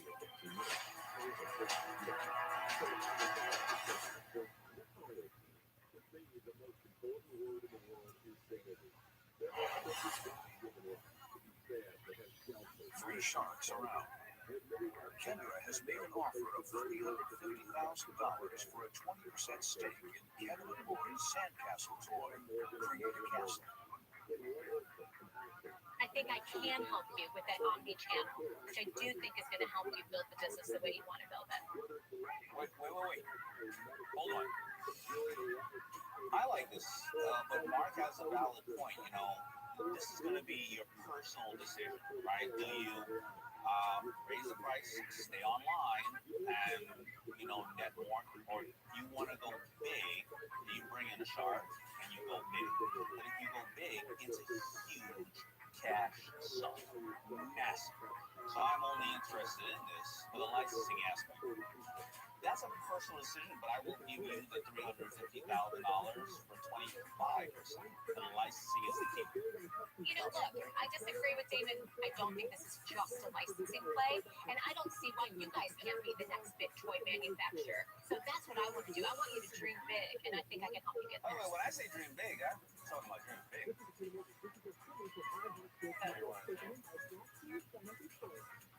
you guys ever work together with the licensing?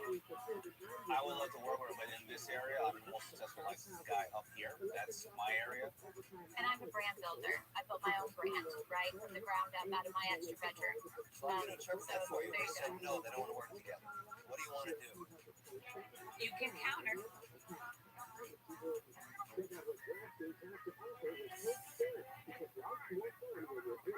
Yeah, would you be interested at 15%? I'd like to stay at 20. Okay. She makes the decision.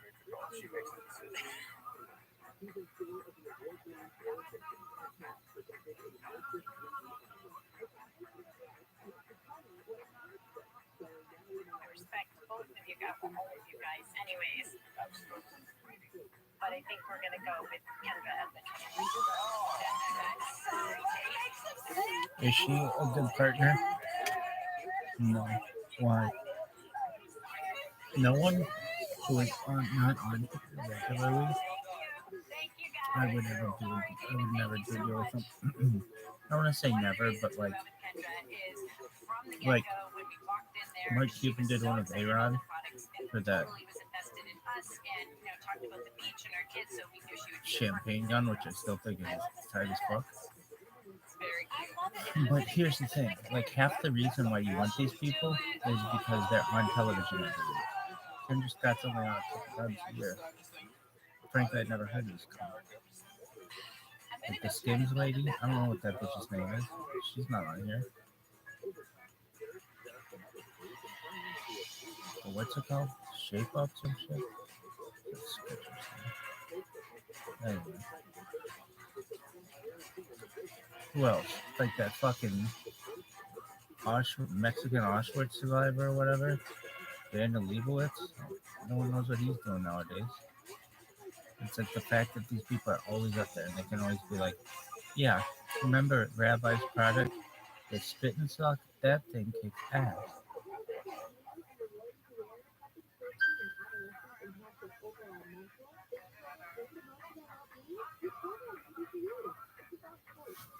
Yo, dog, I knew it was gonna do that. Sons of bitches. Motherfuckers.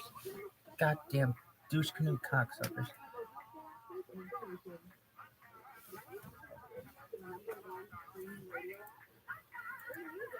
Yosh, look at this athleticism. Yosh, have you ever seen anything so athletic? Yosh should be like, no, never. I don't think anybody's ever been so athletic ever. I'm here to take the word drinking, have some alcohol. This is, of course, been our during our entire lives to stand on the stage. You're asking me to make a bet on the business. Every single person who's ever bet on me has won. Literally every single person who's made a bet on me has lost their ass. Huge. Huge. Like, giant. First in the Tank is a product created for students by students.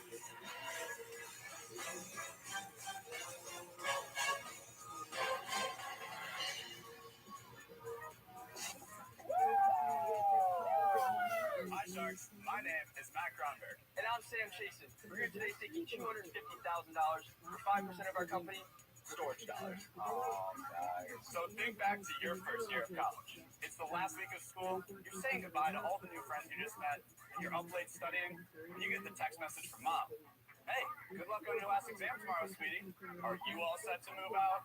The panic sets in. You don't have a car to buy boxes. You haven't reserved that storage unit. And you don't even remember how that sectional couch got into your dorm room. Well, that is where we come in. You can simply go online and create an account. You can add your parent to overlook your order information. You can pay a $50 fully refundable deposit. We'll handle your entire move out for you. Students are given boxes, tape, bubble wrap, and labels on campus a week before final exams. They pack up their belongings, lock up their room, and go home. We have a partnership with their university to unlock that room once the campus is empty, and we'll move everything into storage for the summer. We'll even have all their belongings ready and waiting in their new room when they return to campus the following semester. So, Sam, who does all this moving? That's the best part. All the moving is done by trained fellow students creating high-paying jobs on campus. So, Sharks, as two 18-year-olds terrified at the thought of student debt, we built storage galleries in college which allowed each of us to graduate debt-free. Who's ready to join us on our mission to empower students across America to do the same? Wow. Right. How many colleges you guys signed up? Around 23 college campuses. Where are you currently? So we're at a variety of colleges ranging all the way from New York down to Texas. It started at our alma mater, Wake Forest University. We kind of grew in the Carolinas and then kind of spread our footprint. How much is the total? It averages out to $559 for the whole service. So that's boxes, tape, and packing supplies delivered on campus. That's the pickup, storage for the 4 months, the delivery, and $100 of insurance complimentary on our end. I'm assuming you're going to pay the college to get into their service.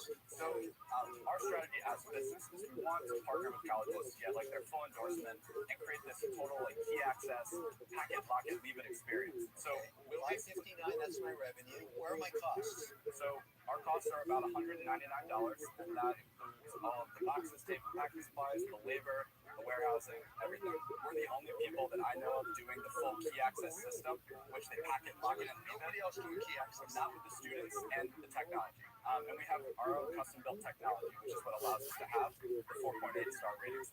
What is the custom technology? It's a web app. It was actually built by his brother, who's a full-stack developer over the last 6 years. But essentially, it just does so much of the automating for our process. To be able to do 3,300 moves across 23 campuses in 9 states at the exact same week of the year and nail it every time. Wow. So they're impressive. Tell us about your background and why did you come up with this? So I grew up in a family of high school teachers, and education was highly valued. But when I decided at Wake Forest University, $70,000 a year, I was looking at over $100,000 in student loans. And I knew that when I got to college, starting a business would be my path to financial freedom. So when I got to college, I noticed there was a gap in the market. I also had a bunch of friends that were looking to make money, and I kind of combined the two together. We went door to door, getting made fun of every single day. But by the end of that year, we serviced 64 customers, had $18,000 in revenue, and that's how story goes. Yeah, I just want to hear, so you went in with this huge $100,000 plus debt. You were a graduate. You started a business while you were at school. Yes, sir. And paid off all that debt. Yeah. Wow. And I came in a year later. I had a very similar story. I was trying to pay for both my undergrad, and then I eventually had big dreams of medical school. So he said, "Why don't you come work for this business opportunity that I have?" So I ended up working a lot. Every night. 6 hours in 7 And I days. just hold them like this. Until 4 in the morning, just He dying licked to my my work hand. for this business. And I was at the right place at the right time. You guys partners now? And he falls asleep 70-30 together. breakdown right now. Yeah. Then in the middle of the night, he get hot. Money from anybody else? He get up, he go drink some water. How old are you guys He now? come back, and then sometimes he'd sit like right on top of my head, or sometimes he, I don't know, he just So sit what are and your talk. sales today? So So this year, we've done $1.826 million. Oh my God. Congratulations. So at your biggest school, what's the most number of storages that you have at your biggest school? Yeah, so we're doing about 700 students summer storage at Wake Forest University. Wake Forest, that's your home school, right? Yeah, so everybody knows you. What about the new school that you added outside the Carolinas, like in Texas? Yeah, I mean, SMU, we did 269 customers. So how do you grow that? So a lot of it is through the partnership with the university, and they're going to help email on our behalf, get on the university website, which drives SEO. So it goes back to, we got to get the university. Yeah. Listen, I'll make you an offer. You got an offer coming. I'm going to make an offer. All right. I think at the end of the day, either it's a good business or it isn't. No way for 5%. I'll give you the 10. I'll do the 250 for 20%. Thank you so much for the offer. I appreciate it. It's an offer. What do you got, Rob? All right. Well, listen, I just want to tell you what I think. First of all, great idea. I mean, necessity, the mother of invention, right? But I think you need to give your valuation an evaluation. and it's just, it's so out there for me, you guys. I absolutely love you, but I'm out. Thank you, Lord. I like this. I'll offer you the 250 for, I'll match down to 250 for 20%. Thank you so much. I really appreciate that. So, guys, I mean, super impressive. Great business sense here, great maturity. In some businesses, moving slowly is good. What I've learned from you, you got to go faster. And so to go faster, this is where money helps. So you got two offers. Kevin offered $250,000 for 20%. David offered $250,000 for 20%. I like the 20%, but I'll actually give you more money. I think your evaluation is inflated. It's a bit of a bet on you. I'll give you $500,000 for 20%. Oh.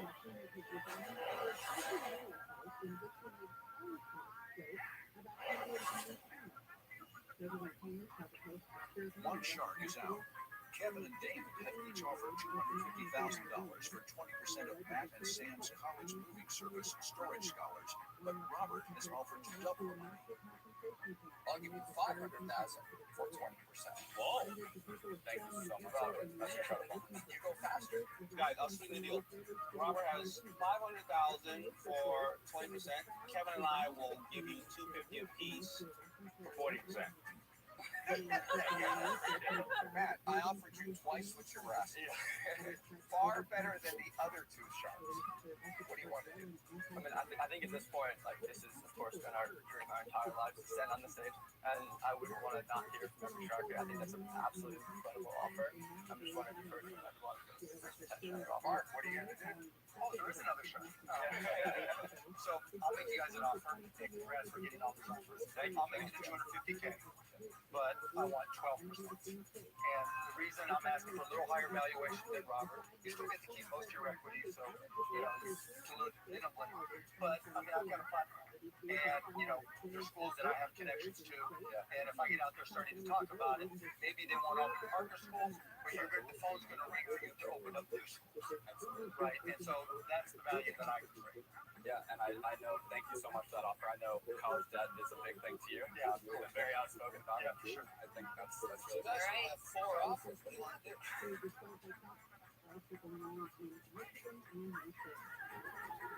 So first of all, guys, this is incredible. This is a dream come true to get all these offers to be here with y'all. We do have one counter. We're interested in all the trucks right now. We have one counter right here. Would you be willing to do 350 for 8%? I'll do 10%, but you guys are going to have to give up something because I'm going to give you something you can't get elsewhere. Would you for time? Do that $3 million valuation? 250 for 10. Don't worry about the valuation because it's still the same dilution, and that $50,000 is not going to change. You're going to need more money. Why would you do that? Why would you run faster? Because it's not just about the money. Well, that's true. Mark, yeah. Good. Appreciate it. Let's go, baby. Let's go. Yes, sir. Let's go, man. Get this done. Appreciate it, guys. Thank you. Thank you, guys.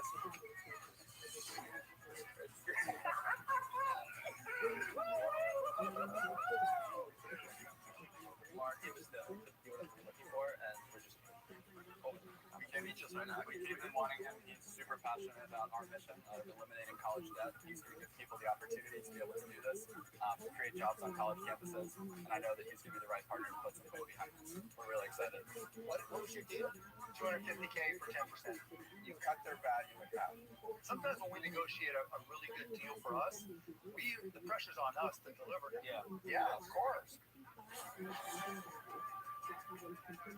In season 12, we saw Oliver Sack and Salam Akvitor make a deal with Mark Cuban for their tattoo skincare company, Mad Rabbit Tattoo. Why are you here? We want to be the premier and the face of tattoo aftercare. Let's see what they're up to now. The idea for Mad Rabbit really came to Salam and I in college. All our racks are $300 each. We ordered ingredients off of Amazon and skipped class to cook this in his college apartment. Since airing on Shark Tank, we've landed a deal with Urban Outfitters that placed us in 150 stores across the US and Canada, landed 200 tattoo parlors, and have sold in over 100 countries worldwide. When we first pitched the Sharks, we only had one product. The Mad Rabbit skincare system is now up to 8 products. Before pitching to the Sharks, we had sales of $3 million. Since inking a deal with Mark Cuban, we've done over $14 million in sales. You guys were really helpful. We couldn't brag a lot, but you're kicking a lot of your competitors' ass. Mark has been a fantastic partner, not only by following on in subsequent rounds, but also providing strategic business advice. Advertising online is becoming more and more difficult and getting less and less of a return. And a big part of what you've done that's really stood out is your own content creation. To grow in our space, we realized that we had to move away from traditional paid advertising. That's what led us to inking a deal with the largest tattoo community online and in print. Mad Rabbit just signed a deal with Ink Magazine, which is the #1 source of content for the tattoo world. I mean, anybody and everybody who's got any ink on them is aware of Ink Magazine. They connect as part of a community, and Mad Rabbit is right in the middle of it. I can't think of a better place for them to be. As a first-generation American from Ghana, I am so grateful for the experience that Shark Tank has given me. I could never have imagined running a multi-million-dollar business. My advice to entrepreneurs everywhere is never stop learning and never stop asking questions. Welcome everyone to the bi-weekly all-hands meeting. If 2 college students could start a multi-million-dollar business with $300 each, we have faith that you can do it too. All it takes is hard work and perseverance. I believe that if there's a will, there's a way to succeed.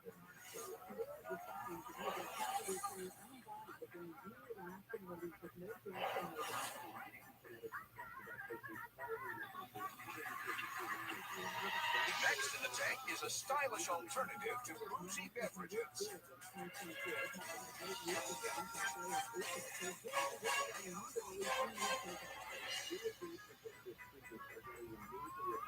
Bonjour, Sharks. My name is Melanie. I'm the founder of Gia. I was born and raised in Lyon, France, and I now live in Los Angeles, California. I'm seeking $250,000 or 5% equity stake in my company, Gia. Sharks, how many times have you wanted to take a night off with booze and the only option at the party was water? How many times have you wanted to take a night off of drinking and been asked if you're sick or pregnant? I'm here to take the word drinking back from alcohol. That's why I created Gia. Gia is delicious. It's fresh, bitter, complex. It has notes of yuzu, rosemary, juicy Riesling grapes, and a sharp kick of citrus. And it's non-alcoholic. There's truly only good things in it. A Gia Spritz is a perfect accompaniment to any celebration without a hangover the next morning. So how do you drink Gia? You can mix it with your favorite bubbles or have one of our ready-made spritzes. Sharks. Who is ready to get over the influence with Gia? Wow, how do we drink it? I want to try it. Let's have one together. Okay. So you can have one of our ready-made spritzes. This one is mixed with sparkling water. This one is mixed with our homemade ginger beer. It's my personal favorite. And lime and salt is our newest one. Oh, wow. That's really nice. About 50 in the whole thing. Melanie, this is really nice. I love this one. The idea is that it's not alcoholic amaro, like an Italian drink, akin to a Campari or an Aperol Spritz. Like a Campari. Exactly. Yeah. But an all-natural version, much lighter, and you know exactly what's in it. Oh, nice. C'est bon, c'est très bon. Merci beaucoup. Très, très bon. do you sell each one of these for, and what does it cost you to make? Yes, so we actually just increased our prices, and interestingly, our sales have gone up. So our bottle now retails for $38. It has 10 to 12 servings in it, and it costs us $6.50 to make. Our spritz costs us $1.25 to make. In 6 months, that would be 70 cents only, and it retails for $5. Let's talk about the business. Hopefully, we're going to hear some great sales numbers. Last year was our first calendar year, and we were 75% online because we were still kind of on the tail end of COVID, and we made $2.5 million. Whoa! I mean, you can sell that $2.5 million. We just launched with an Instagram post. That's it. And it took off. Yoshi, this is lettuce is a dog. Not yet, but we Very simple, myself. Yes, and we have a 2-year in the hospital, you more than I know, baby. The Lena, yes, you're so sweet. We have $1 million worth of inventory. How much did you raise? We had raised $3.5 million, and we're currently raising $6.5 million. What did you raise? No, What was the valuation at $3.5 million raised? well, the first 900 was a safe at $7.5 million. Your first $900,000 that you raised pre-revenue? It was everyone I had ever worked for. I worked very hard. I worked for companies like Sweetgreen and Glossier. I worked at Goldman Sachs, and the people that had seen my work before. How much do you still own in the business? I still own 57% of the business after this $6.5 million round. Wow, that's What valuation is a $6.5 million round? It's a $35 million pre-money valuation. Holy! So 41 by our numbers, 41 million, because that's pre-money versus post-money. 40 million. What's sales going to be this year? 4.5, doubling next year. We have Wait, I need an alcoholic drink. Are you kidding? And Melanie, why are you offering us $250,000 for 5%? And if I did the numbers, you're giving us a $5 million valuation. I'm just trying to understand that conversation at 40 million, and then telling them you're giving it to us at 5. Yes, well, this equity is directly coming out of my shares. Which is smart. I want someone to come in and help me build this into a huge business. We launched in the depths of the pandemic, so we've already overcome, a lot of hurdles. Currently, we're sold in 750 accounts. I personally reached out to at least 400 I love that old accounts dog so myself on goddamn Instagram much. during Makes me COVID. sick. 2020, there was no other way, and I said, hey, I'm He's making this such a drink. baby. You're a chef I really admire. I would love to send you a bottle. Would he Please lick try you? it and give me feedback. He I licked really my believe hand, non-alcoholic drinks are the but he future, did not lick and my every face. restaurant in a few years will have menus. Like maybe And sometimes, I really hope they can join barely. me on this adventure. Like I just eaten some meats. He'd smell it. He'd put his little nose up to mine. He'd smell me. And he might lick his lips, and sometimes he'd try to lick mine. He wouldn't just sit there and just lick that. He didn't chew on anything. His biggest issue was he just would mark his territory, but oh my god, he's such a good dog. When I invest in something, they have to be able to He's partake just in such it. a baby. And unfortunately, David and I have something similar. I cannot eat citrus or bitter things. It just affects me, and I'm just so sorry about that because I love you. I wish you good He luck. just had the best life. I used to listen to his heartbeat. I used to feel his heartbeat when I go to bed. It's one of the hardest ever. Because it's either expensive Oh, to he's ship just them, such a baby. it's expensive to store them, it's expensive to get shelf space for them, and to keep them. I just thought Getting he to was $50 just million such a in good dog. sales to really have an impact is going to cost you $50 to $100 million. And so, for those reasons, Thank you very much. Was he? look, Mark I tried mean, to he somehow did shit pick too. the hardest category to get into, and you're He get killing into it. stuff he should Now, I'll give you the $250,000, and I'll give it to you but he was just such a for the good 5%. boy. That's my offer until we have a deal. Such a baby. You may get an offer from someone who's actually in this business. You're in the wine business? I sure I am. used to love. There's no alcohol. On like a Sunday morning, I play racquetball I don't want to friend, argue. I don't want to negotiate and against we other go at people. breakfast. I'm making it better. I Want to keep hear him. another? I'll give you He'll $150 be there, for exactly and what we'll you asked just for. cuddle all If day. you don't want that offer, I'm happy to step out Yeah. and you can negotiate with Kevin. I feel like it's not fair He not would to do this hear thing everyone where he out. goes, Is that okay? You may not like my there offer. we go. But even for as happy as he was after way I'm after. giving you exactly what you asked for. That's right, Melanie. I mean, at a certain point, you got to decide Hey, if your wife hey, can come in. Because I think if someone comes in here and I give them exactly what they're looking for, and then they want to hear more, I'm not sure where that conversation's going. So, all due respect, I wish you all the best. Good luck. Thank you. So my offer isn't going to change because of what happened to you. So I know what I'm worth. I also know that I'm in this business, and I also know this category. And everybody's talking about a gift from this, and they're right. But I'm not doing it for 5%. I'm too valuable. I want 10%. He's such a baby. He did not like being on his back. Because I have to get But up in the sometimes I morning. put him on his back so I could check less on him. You can moan and groan all you want. Have another drink. I'm sorry. Melanie, I'm the only shark that is Chef Wonderful and Mr. He Wonderful. loved his sleep. That's why you should give her, I love Christmas dog so much. What do you think, Melanie? So much. He was just I'm so, not in a position to accept an offer like that without doing wrong to told them how supported you from the beginning. So I understood She has 57. That puts her under 50. It put me on the he was 50 so and She can do whatever she wants. You do that already, Kevin. I'm doing it for 10%. I'm honored, but I just can't the accept it. sweetest little dog. Thank you, Melanie. Good luck, man. Thank you so much. Good luck. Good luck. Bye. I walked away without a deal.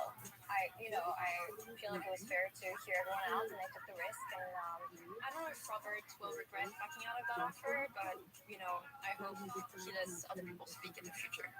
I think she made a mistake, Robert. She should have taken the offer. She made a big mistake. Rule number 1 in sales. When you get the order, Robert, what does ABC stand for? Always be close. Thank you. Rule number 2 in business. Never trust capitals.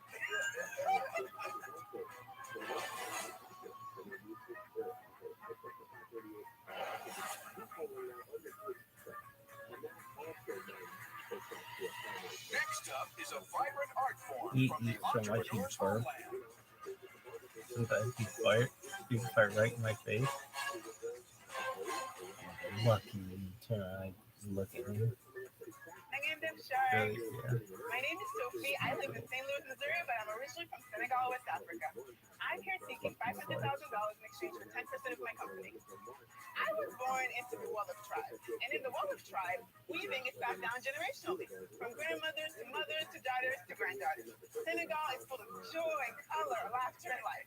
Senegal is brimming with abundance.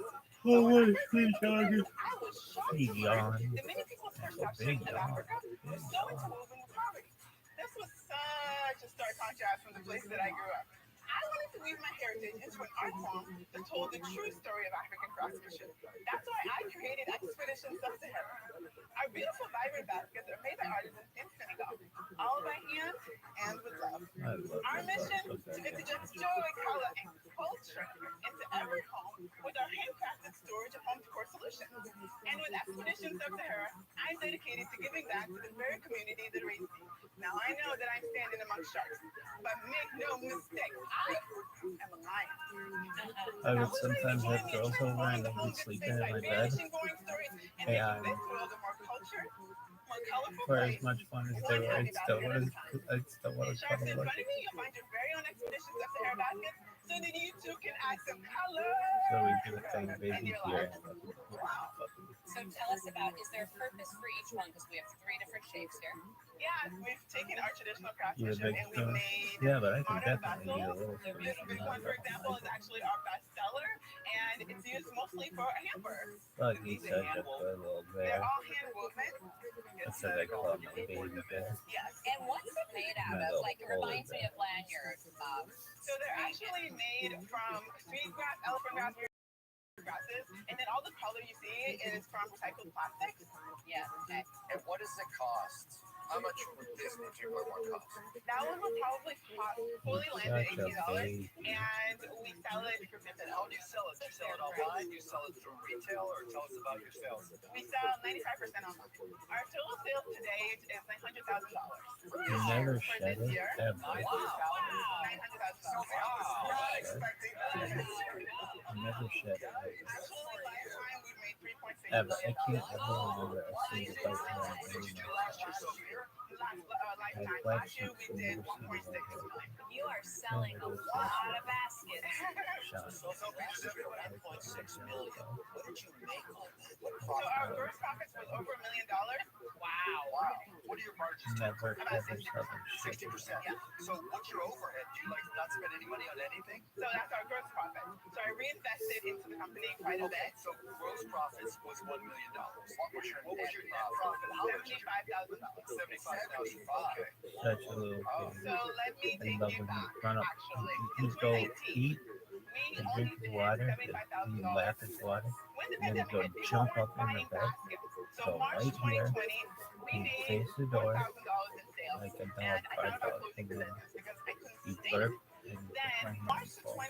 2020 to May 2020, we did $45,000 Just the in sales. sweetest little baby. So unfortunately, George Floyd was murdered, and with George Floyd's murder came a huge rise through the Black Lives Matter movement to uplift Black businesses, and I saw a huge shift in my business. That's awesome. That's good. So I had to ramp up production really fast. I had to bring in weavers, 120 of them to be exact. So I had to pay them fairly. I had to make sure that the places where they were weaving were taken care of. I had to make sure that the farmers had cars to bring the grasses. So basically, Oh, he's just our such a margins sweetie kind of baby. dwindled because we had a bunch of overhead that we didn't have the previous year. I love Because that it was a little mom and dog. pop shop. So are you saying that you're paying the weavers on a flat wage? I just made the assumption you were paying them on a piece basis. No, we're doing this differently. Normally that would be the way, but we're paying them He's so that they such a are our baby. weavers. Not all of them are going to be as productive as others. Why don't you just pay by the piece? What we're going to do is take the master weavers and make sure that they have someone underneath them who can learn from them. What's the competition doing? Wait, hold on. The problem is that's the way it's always been done, and it has done nothing for my community. Those baby weavers are going to end up being master weavers. They have to learn from a master, just like I did, so that people have a living wage. So we're doing things in a way that is different. Good for you. Sophie, what did you spend on advertising last year? Last year, I spent $400,000 on advertising. Whoa. So that's where the profit goes. Tell us about your numbers last month. Yes. So last month He's we did such a baby. $150,000 in sales. So your average sale was how much? $206. $206. Yeah. Your margins are 60%. Yeah. And then it cost you how much to acquire a customer? It costs me about $116 to acquire a customer. You only have $5 left. Yeah. That's your problem. Yeah. That's my problem. Is So you're losing money right now. So last month you lost money. we don't lose money. We kind of just break.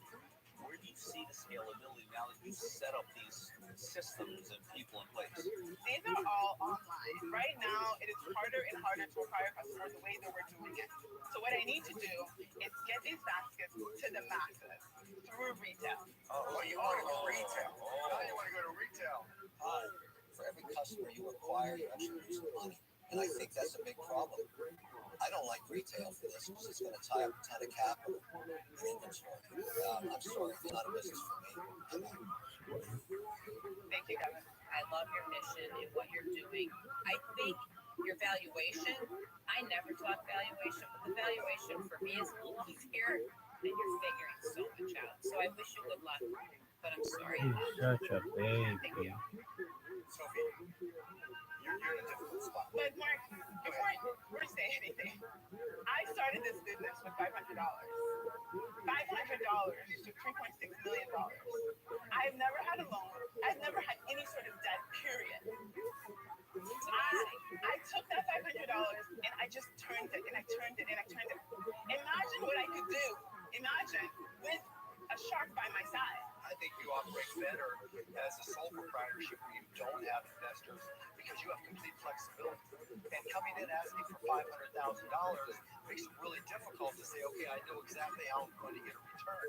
I just don't see that. So for those reasons, I'm not. Sophie, at 500,000, you're asking me to make a bet on the business. I'm asking you to make a bet on me. Every single person who's ever bet on me has won.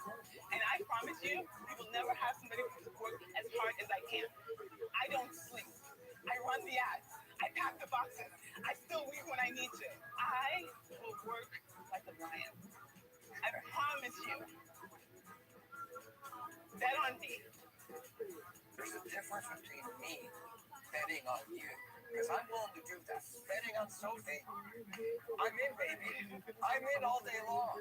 There's no doubt in my mind you're going to make it, but as an investment at $500,000, I just can't do it because I don't see the return, not the return on Sophie. I'm sorry about that.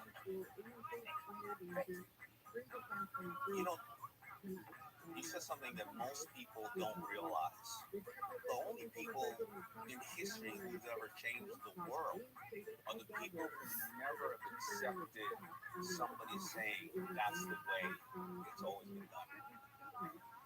That's probably one of the most dangerous. Like he'd have to go to the bathroom. Anybody says to have to accept the way it's always been done. Oh, fuck. I believe in it. Okay, it's not a Son of a bitch. Come on. Thanks, Sophie. Like he'd have to go to the bathroom. Thank you. He would put his little baby paws on my chest. Betting on myself, so we're gonna continue. Yeah. I'm gonna continue betting on my weavers. We are gonna take over God the bless, world I one happy get all basket at a excited. time. He has the sweetest little tail. His tail wag all the time. I just look at him and it's killing me. I love that little guy. So much.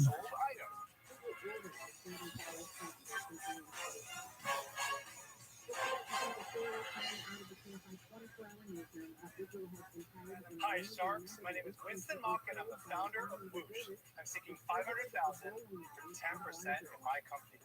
Sharks, when was the last time you changed your home's air filter? If you're like most people, it's been a while since you thought about your filter. And there's a good chance it looks like this. Isn't that absolutely disgusting? As filters get dirty, they stop working.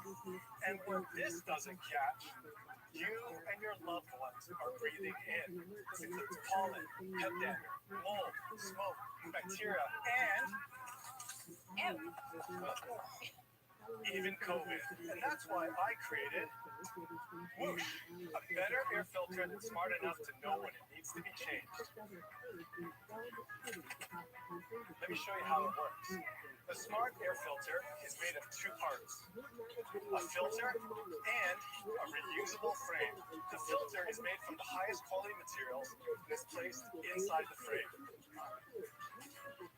The filter connects to Wi-Fi and has integrated sensors that track the performance of your filter. So, when it's time to change, we send a notification and a filter replacement in the mail. With Whoosh, it's easier to use, smart, and produces less waste than traditional cardboard filters. So, Sharks, who's with me to Whoosh for smarter, cleaner air?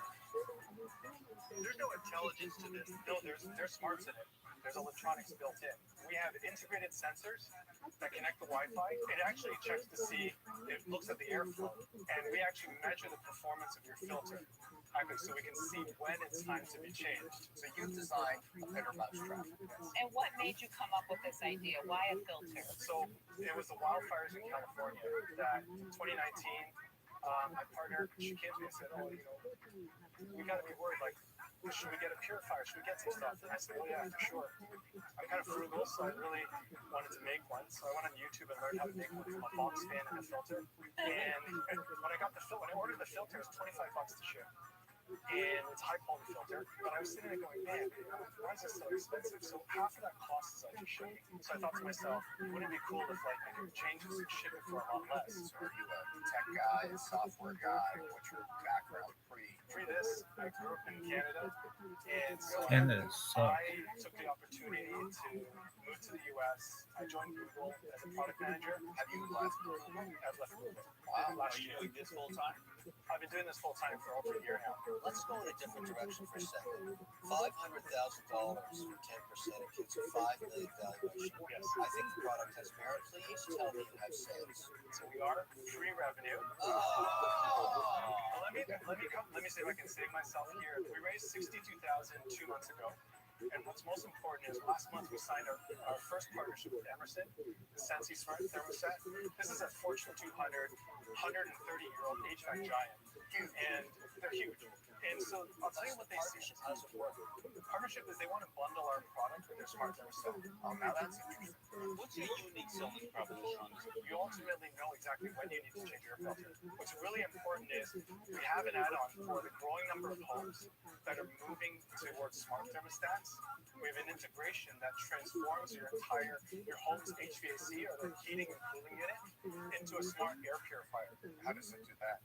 What we do is we have a air quality monitor that's paired with our filter. It sends a signal to your smart thermostat to say, hey, air quality is poor. What happens is the monitor goes red and then sends a signal to your smart thermostat that says circulate the air. What do you sell this to somebody online for? If they want to buy it? Right now, we sell this frame and the filter for $99. What does the filter itself cost after you take this in? $20. And then what does it cost you to make the $20 filter? Our cost, we have a 33% margin and it's shipped, so it shows up in your drawer. I'm going to guess that there's some very large filter players that already dominate this market because the industrial market's been around for decades.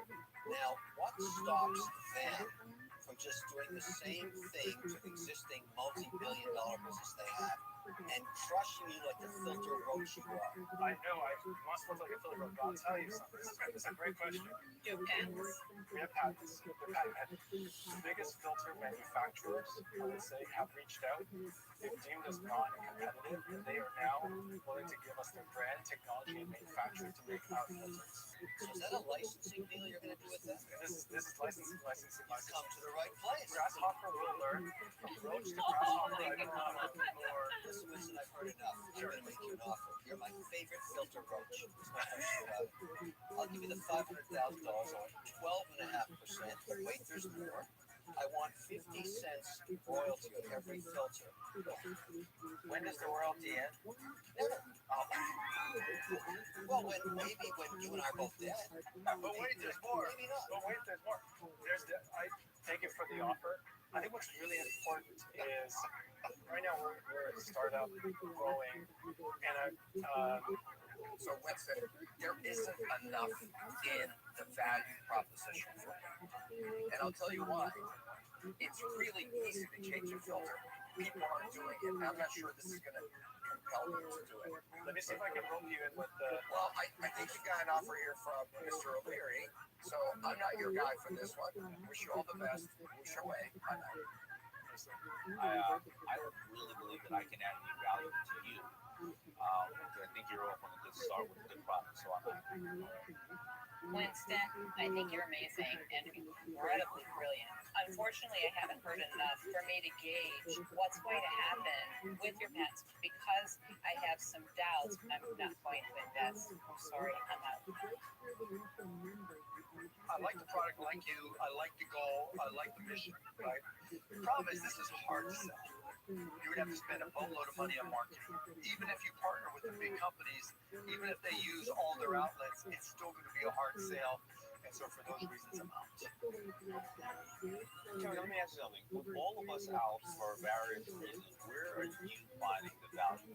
Winston is a dual patent guy with sneakers on. That's basically it.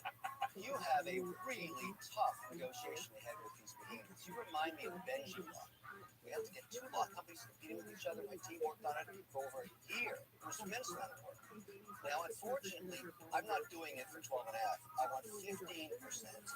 I feel a little insulted that you just let me sit there listening to all these sharks squawking.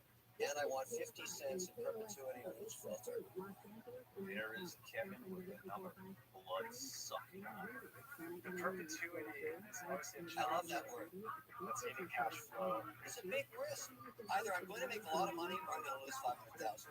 Winston, this is your moment. I made you an offer. What do you want? Is there... No.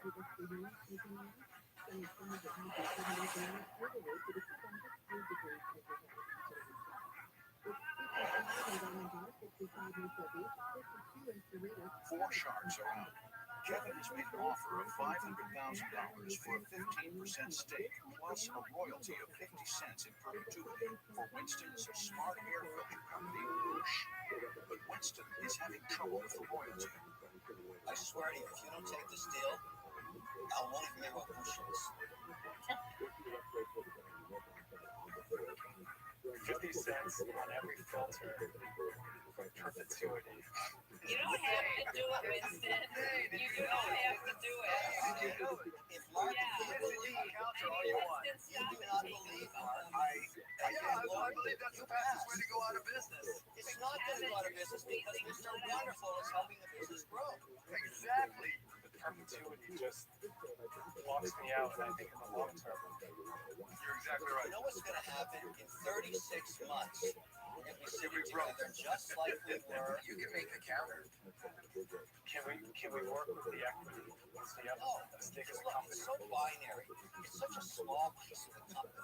My counter would be, I'll bring up the word perpetuity again. Instead of perpetuity, I'll create it for the royalty for 3 years. What happens if it takes us 3 years to negotiate a deal? You're getting it for that entire time. We're going to exit. We have no sales, Winston. We've got you, the sneakers, and the patents.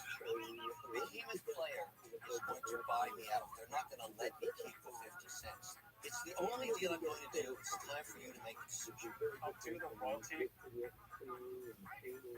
if you're taking a down round on the equity, you hold me at my ask for the equity. I'll sign up as a royalty for perpetuity. So what's your proposal? With the perpetuity, the 500K, 10%. So if I stay at 10% on the equity, yes, you'll do the 50 cent perpetuity. Yes.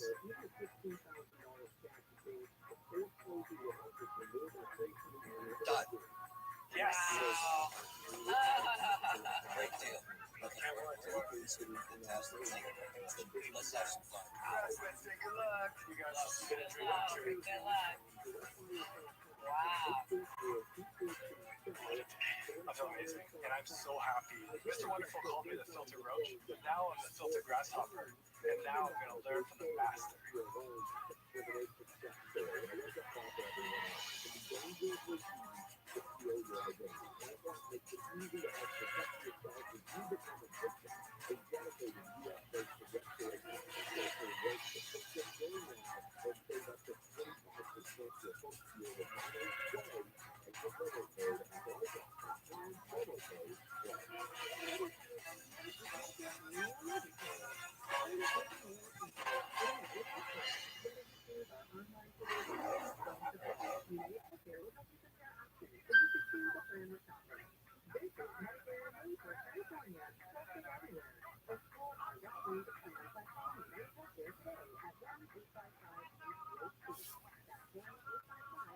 Oh, you slut bag. You fucking slut bag. Sons of bitches. Yo, she believed this bullshit.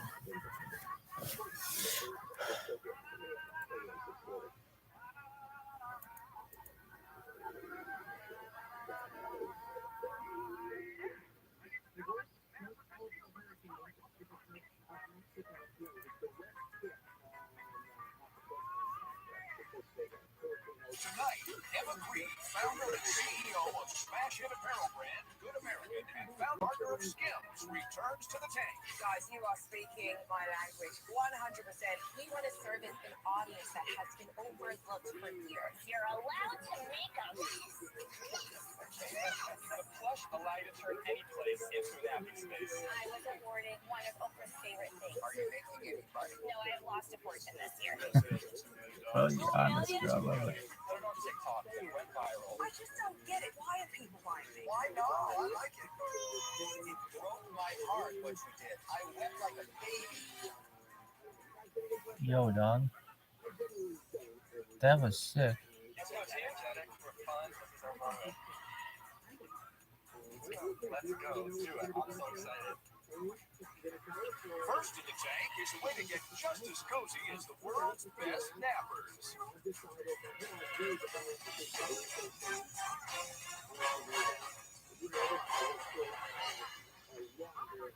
Hi, Sharks. My name is Noah, and my name is Yuki. We're racing college grads, and we're here seeking $200,000 in exchange for 10% of our company, Fluffle. Sharks, we all have those long days where we crave a cozy nap to get away from the troubles of the world. When you just need a break from the stress and exhaustion, you can quite literally sleep anywhere. I mean, look at our buddy, Kipper Chair. Sharks, you don't ever find yourself jealous of Kipper They're in a able to movie. nap literally wherever he wants? Don't you ever wish you could have what Kipper has? Well, now you can. Introducing Fluffle. It's a dog bed for humans. Love That's it. right, Sharks. Fluffle is the world's first dog bed specifically designed for humans. Because if you work like a dog, why not sleep like one? When you sink into the Fluffle, you're surrounded by the softest materials and textures. Fluffle allows you to tuck your heads and feet inside and maximize what we like to call the snuggle factor. The plush faux fur and high-grade orthopedic memory foam allow you to turn any place into a napping space. Doesn't he look cozy? I don't want to wake him up. Sharks, we want to bring this revolutionary napping experience everywhere. So don't sleep on this opportunity to join us in building a napping empire. All right, so who wants to try out the Fluffle? I do. Yeah, I want to touch it. Robert, we figured you would really want to try it. I definitely want to try it. Come on, anyone. Give it a go. You're such a Robert. Oh. Robert, would you like to lick it? Yes, I would like a Mark, here, lay in this one. Robert, try curling up a little bit, like a little baby. Shockingly, it's really comfortable. Mark, give it a go. Pull right up. Okay, put your legs out. Yeah, kind of lean your arms on it, kind of relax, lounge a little bit. Yeah, It's actually not bad. Yeah, Robert. Wow, how much is it? It's $3.99. Can't really take it through. It's $3.99. $399? Yeah, $399. What does it cost you to make? Mine didn't cost $30. Oh, wow. And you must have sales. Yes, we do. 3 months ago, we launched a Kickstarter. Our initial goal was $25,000. We blew it out of the water. We hit $280,000 in 3 days. We've done over $130,000 in sales since. And how much of that have you delivered? We just started the manufacturing process with that being none.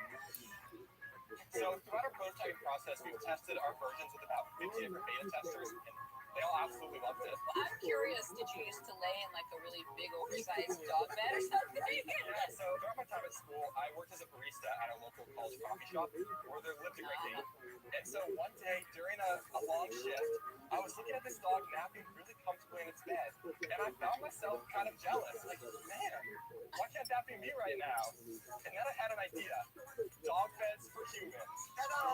I was all over Google trying to see if a product like this existed, but I found nothing. So I was calling the good friend, telling him about the concept. He loved it. So we partnered with a local designer in Vancouver to build our first prototype. And it turned out so As your awesome. purchase, We you had can people up. lined up all over our campus just to try it out. I just don't get it. Why are people buying things? Who's your customer? Why not? What do you need? I like it. I like it. I don't get it. Oh, come on. Your kids? My 8-year-old would probably love it, but like, do I want a dog bed in my living room? So we started out just creating a fun product that would bring joy and comfort to people's lives. But we realized as we're building something bigger than that, we put it on TikTok and went viral. And we started getting flooded with messages from people sharing just how excited they were for this product. We spoke with mothers of children with sensory issues, parents with physical trauma, people that suffer from a range of sleep issues that just need more comfortable places to rest. It's only been 3 months since we graduated. When do you anticipate? Look at this one, Yoshi. You've got no real. Yoshi. Look at this. This is so athletic. Yeah, we expect to deliver late November to early December. And when did you take these orders? We took orders back pack starting from April. I mean, that's some pre-order period. We're talking about 7 months. That's right, yeah. Why is it taking you so long to get them delivered? That's a Come long on, time. fucking 1,200 units. Reddit college football. Give me some fucking good news.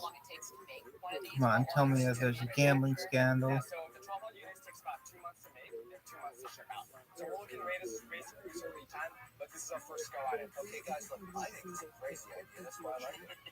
However, you are unproven, untested. 200,000 for 10% imputes 2 million. It's not worth 2 million right now. So I'll do it for 200,000 cash or roaming for 30%. Listen, Wow, that's way better than out of him, that's not so bad. Mark, remember our hug sleep? Yeah, it's killer. So, like, Mark and I did a deal with Hug Sleep. It was almost like a sleeping bag, but not. Stretchy fabric that wrap you. I know you do. I sleep so much better in my hug sleep. Yes, it makes you sleep better, Yeah, and because I we reswaddled know. as an adult. We know we're at 15 million in sales in 2 years. Hug Sleep's a huge inspiration for us, and a lot of their kind of story about helping people with anxiety and just find more comfort without question. Yeah. Without the messaging about like why don't adults need hugs too? That's kind of what we're trying to raise here. Like adults need comfort, they need to be cozy. Can anyone knock you off? Do you have a pattern? Is there any kind of protection? So right now we're the first to market with this product. We filed for our provisional patent and are currently working on utility and design patents. We've also filed for the trademark for our name as well as for the phrase dog bed for humans. Yeah, I don't.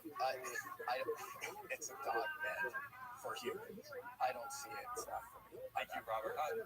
We appreciate the feedback. One thing we just want to touch on is that this is more than just a large dog bed. We actually changed a lot of the components. For one thing, we swapped out the conventional pillow base for more supportive orthopedic and memory foam pads so people can actually feel supported. It's a dog bed for humans. Listen, I'm gonna just like get out of the way here, but I do not understand it. Like, I don't understand who is buying this product, and so I'm out. Yeah, thank you for the feedback. Guys, we want to. This movie, oh shit. It's a great compliment to Hug Sleep. So there's all kinds of ways we can help sell. So we'd like to make you the offer of the 200,000 you asked for 20%. The two of us together. The two of us together. Thank you for that offer. No one else take a little bit of time just to talk about it. Seriously, they're selling a talk about it. No. Would you guys be open to 200,000 for 15%? It's got to be enough in there for both of us. Yeah, and we have experience with it. Kevin, do you want to offer? All right, we got a deal. Kevin, it's just right away from you, just like that. Okay, 200,000 for 40%.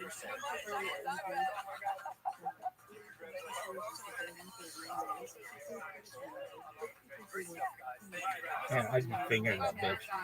It's a dog bed for humans. I'm gonna business. Noah and I just graduated about 3 months ago, and the fact that we're here right now on Shark Tank and got a deal from Mark and Lori, it's crazy. I really can't believe it. And that's a testament to the fact that if anyone cares about something and dedicates their time and effort, they can do it. Proton pack from Ghostbusters. I don't know.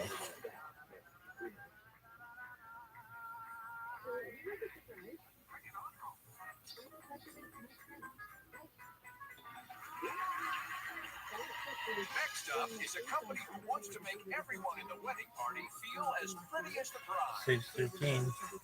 Suck my dick. Go fuck your wife. Hi, I'm Ashley. And I'm Charles. We're from Washington, D.C., and we're seeking $250,000. Is he huge or is she small? Bridal business. First, bridal fashion company for multicultural women and women with curves. We are changing the bridal fashion game with curve-hugging and attractive bridesmaid dresses. Yes, they do exist, and I'm wearing one today. And when we get married, I remember actually mentioning how difficult it was to find the perfect dresses for bridesmaids. My bridesmaid dress shopping experience at traditional bridal shops was Look at this move, yo. I ended up searching the internet high and low and finally found something that would work. And when my girls put it on, they instantly fell in love. And the wedding went viral because no one ever seen bridesmaids in such stunning looks before. That's when we knew that we wanted something. We went from high school sweethearts to newlyweds and business partners overnight. Bridal Babes offers gowns in inclusive sizing, which we pride ourselves on, and a wide range of shades that really pop on all skin tones. Brides and bridesmaids can also shop from the comfort of their home through our live virtual consultations and our thriving social media community. So sharks, now that you know a little bit about bridal babes, who's ready to get So good job. Great job. That's a beautiful dress. They're beautiful. Thank you. What did they cost? Give us an average. We have two collections. Our classic collection averages $13.31, and we price it at $44.05. Super Wow, affordable. That's amazingly affordable. Sorry, how much? You sell Ashley's dress. That's the Love collection. Okay, how much is Ashley's dress? $67 landing, and we'll sell it for about $228. Hang on, that dress is $200. That's amazing. So it's actually not, but we do offer an affordable line as well as a more high-end line. And our goal really is to provide as much diversity in the product type because we want to service an audience that has been overlooked for years. I mean, guys, you are speaking my language 100% and entirely. Like the whole inclusive thing is a huge gap in the market. I really just want to understand from you guys, like, what is inclusive? Like, what are you actually selling? What sizes? Inclusive sizing is sizes 2 through 26, which are actually ready to ship. We also have a special order collection in sizes 26 to 32. The greatest challenge for every business is the service of letters, is customer acquisition. How are you getting customers? So our core platform we're on is Instagram. Our Instagram community is about 90,000 followers, and we have about 60,000 on TikTok, which has just grown tremendously. We're a community. We talk to our customers. We post 3 to 4 times a day. But the secret sauce to getting those customers is the fabric you all have. Okay, so is it this one? This is what actually changed our entire business model. So when we put these dresses out, they went viral because people were like, "Oh my gosh, this looks like satin." But I see these curvy women, and it's typically curvy women cannot wear satin. Help me understand. I mean, Emma and Lori right away went, "Ooh, this is great," and I'm sitting here going, "Why is this great?" The key is really the stretch in the fabric. It's so stretchy. So it drapes your pads, it drapes your curves. But this also really helps you with returns, right? Yes. This crazy He's really good. stretching it, you're not getting the same returns as with the rigid fabric. Tell us about sales. We had lifetime sales of $2 million. And $2 million? Wow. Yes, $2 million. But I also want to talk to you about our growth. So year to date, we're at $850,000. Year one, Which year was that? What year was that? 2019. In year two, we're at $200,000. So it was a nice jump. But almost 5 times that in year three, $950,000. Now we're a little shy of our goal of $1 million. But we're projected to be there this year at $1.2 million. Wow, major, guys. Are you profitable? Last year, we made $20,000. Are you paying yourselves a salary? $60,000 Each or total? Each. All right, that's fine. How much you guys spending on advertising? So we spend about 30% of our revenue on advertising, and that's super important because each customer we bring in is not just one customer. If we can bring in a bride, that's 8 bridesmaids. I know this business incredibly well. I make inclusive sizing of both skins and good American, and it makes the margin profile really tricky. So talk to me about margins on both of the ranges, please. So we're at 70% for both of the ranges. Your direct-to-consumer sales? Yeah, we only sell direct. Can you please tell me both your backgrounds? I was in marketing for a little over a decade before coming full-time. I worked for huge CPG brands like Neutrogena, The Laughing Cow. I was actually doing some like the first Facebook ads back in 2009, so that's why I'm kind of like the digital person. Gotcha, thank you. And you? Yes, I played football most of my life. Afterwards, I became a child psychiatric specialist in Children's Hospital, and then I moved to law enforcement, became a detective. Wow, are you still a detective or No, I left the police force to completely follow the street. So guys, what's the vision? What do you want to do with this brand? The biggest thing for us is showcasing diversity in a space that never saw brides, couples, or even bridesmaids of color in media campaigns. So it's so important to us to have that component and making sure that we are celebrating all body types. And how big Well, Trump has a huge vision. We want to be a $500 million company. Whoa. The real question I have is what do you need for you to get to 500 million? What are those first steps you need to take and where do you need help? So we want to get more team members to create supply chain efficiency because we want to be able to get the customers what they need as fast as we can. How many people do you have working for you? It's just the two of us full time. Charles has one contractor that he works with seasonally. So when you guys get orders, you just grind it out in the warehouse that you have. Yeah, so who's actually making the dresses? So we have a number of manufacturers overseas. What's your lead time on a dress or dresses? It takes about 2 to 3 weeks to actually produce the dresses, but then shipping, I'm sure you all know, it's been kind of a nightmare. So because we've been selling out so quickly, we've had to incur additional costs to air shipping. Well, first of all, super impressive. I love the business, but I can't add value in the bridal dress business. It's just not my forte.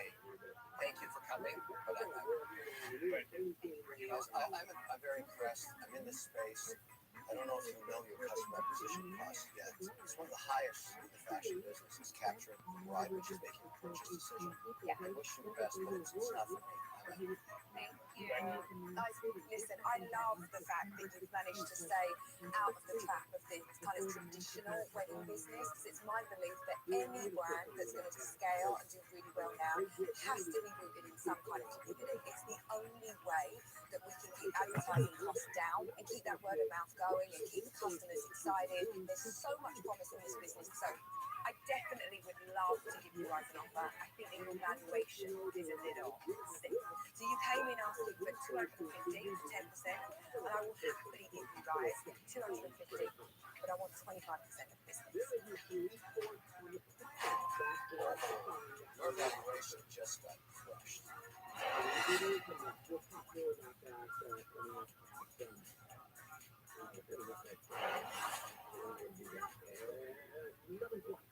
Two sharks are out. Charles and Ashley have an offer on the table from Emma for their inclusive bridal dress business, Bridal Babes. But she wants a bigger chunk of the business than they came in offering. I think that your valuation is a little sick. So you came in asking for 250 for 10%, and I will happily give you guys 250, but I want 25% of the business. Your valuation just got crushed. Thank you. Would you do,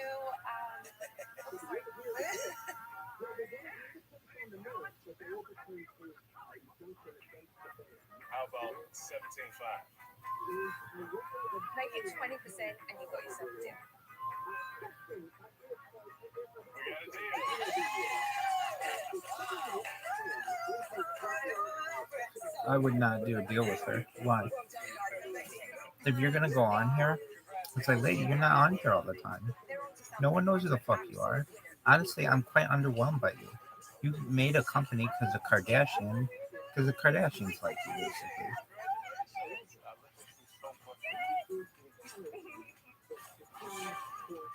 In season 13, we watched Bo Haber and Rasmus Bofred make a deal with Robert Herjavec for their custom swim goggles. And I hate the name of her company, Good American, because she's not American. Let's see what they're up to now. Be like me making a fucking company called Canada's Great. Like, doesn't make any fucking sense. Great Canadian. Superb lining. What the fuck is this shit? Since we pitched the sharks, we've sold more than 85,000 goggles, made more than $4.1 million in sales. But the deal got even sweeter because another shark didn't want to miss out on our technology. So I invested in the Magic 5, and guess what? That's not all. Yeah, I love the deal so much that I went up to Robert after the show and said, look, Rob, you negotiated a great deal. Why don't you let me in? Mark and his team have provided strategic guidance all around the business. And Robert has been focused on how to get to new customers, especially online.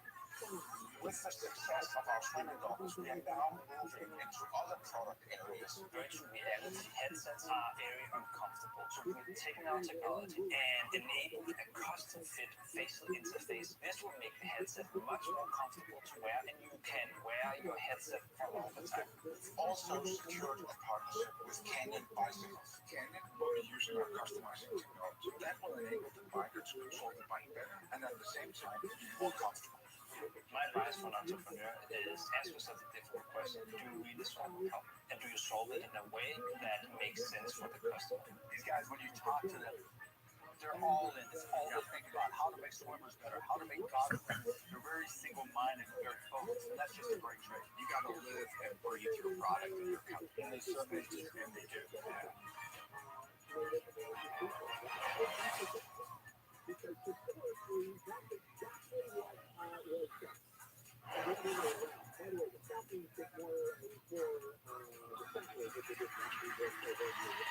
Next into the tank is a way to keep kids' creativity mess-free.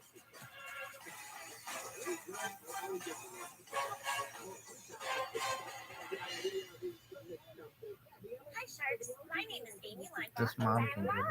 From Huntington Beach, California. Holla, We're bitch. seeking $100,000 for 20% of our company. Big B? Rabbi, please. Sharks, do you know the best part about arts and crafts time? You're allowed to make a mess. But when I'm all done, the fun stops. There's paper and pom-poms and paste everywhere. And if I don't find my markers and caps, It's pom-poms. they'll dry out. Don't worry, Mommy. That's why I invented the marker parker. The perfect spot to park your markers. Cool. How does it work? Marker parker puts your marker caps tight. So just remove the drawing part. And when you're done with it, you put it right back. Marker parker's ergonomic shape and squishy texture makes it easy for kids to grip. And its playful design encourages them to put their markers back where they belong.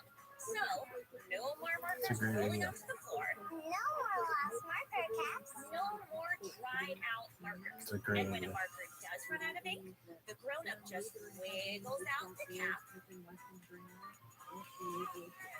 switches a new one back in. Finally, an easy system to keep my markers I love capped it. and contained at home and on I the don't go. know if it's investable, So, Sharks, who wants to help but I kids do increase like their it. independence, develop good organization skills, and save the planet from a whole lot of wasted markers with the marker parker? Good job, kid.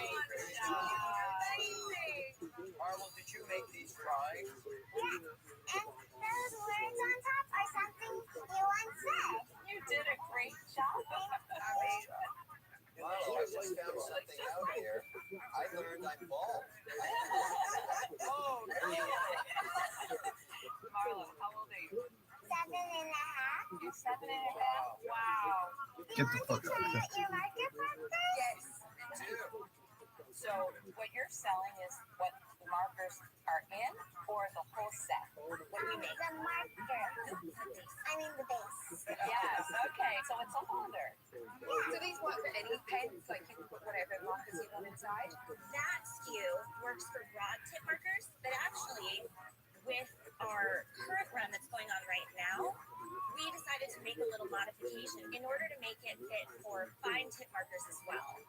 Amy, it's an eloquent solution, I get it, but what stops the manufacturer from seeing this doing it themselves? We filed a provisional patent back in November. She thought of the idea exactly 1 year ago, July. Marlo thought of the idea. Oh, I'm so sorry. Yeah, she invented this. Oh, I just helped her take it to the finish line. What are you selling? $15. $15. You do? And what does it cost you to make this? $271. Wow, nice. That's really great. So, Amy, how are you selling these at the moment? How are you marketing them? So, Big B Little B is the business that we started about 6 years ago. And it just started with a towel that I invented for her as a baby. Do you want to share some of our products? Sure. This is the Scrubby. It helps kids learn to wash themselves. It's not sponge, so germs don't collect on it.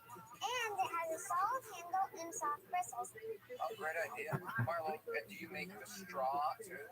So that's the build straw. That becomes a full-size straw. It's completely unique in that, and so when you take it apart, it's super easy to clean.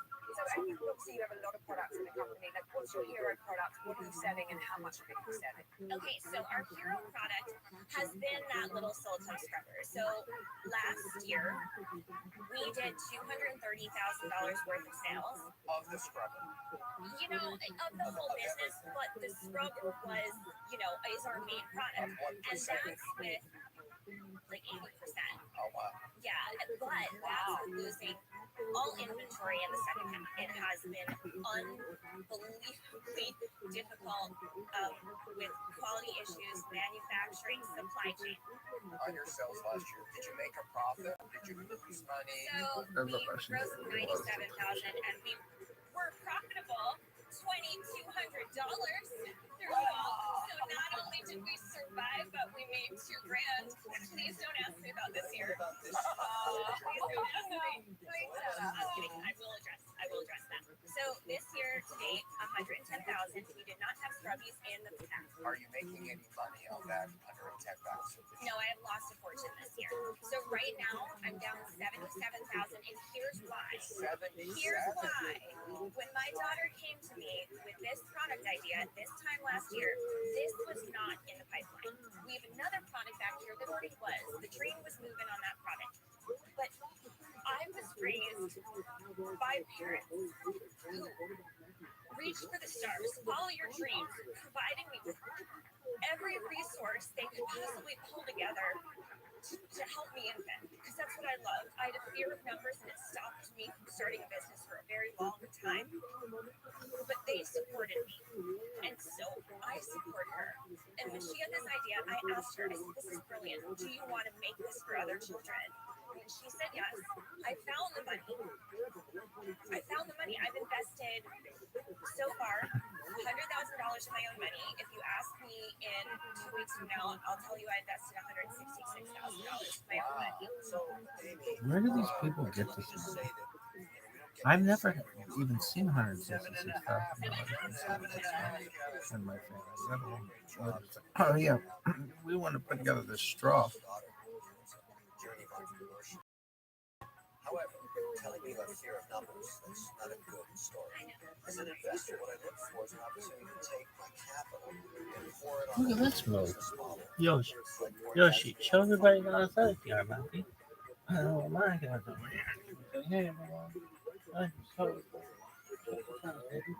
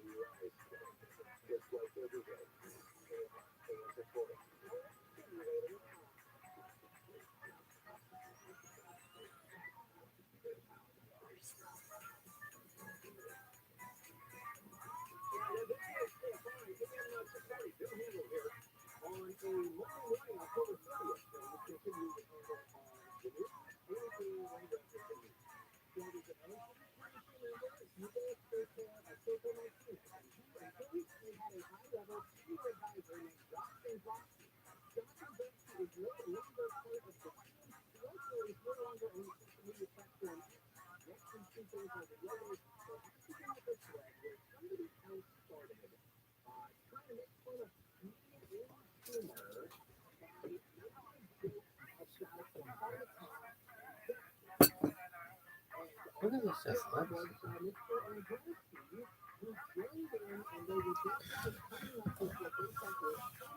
look at this. Very athletic movie.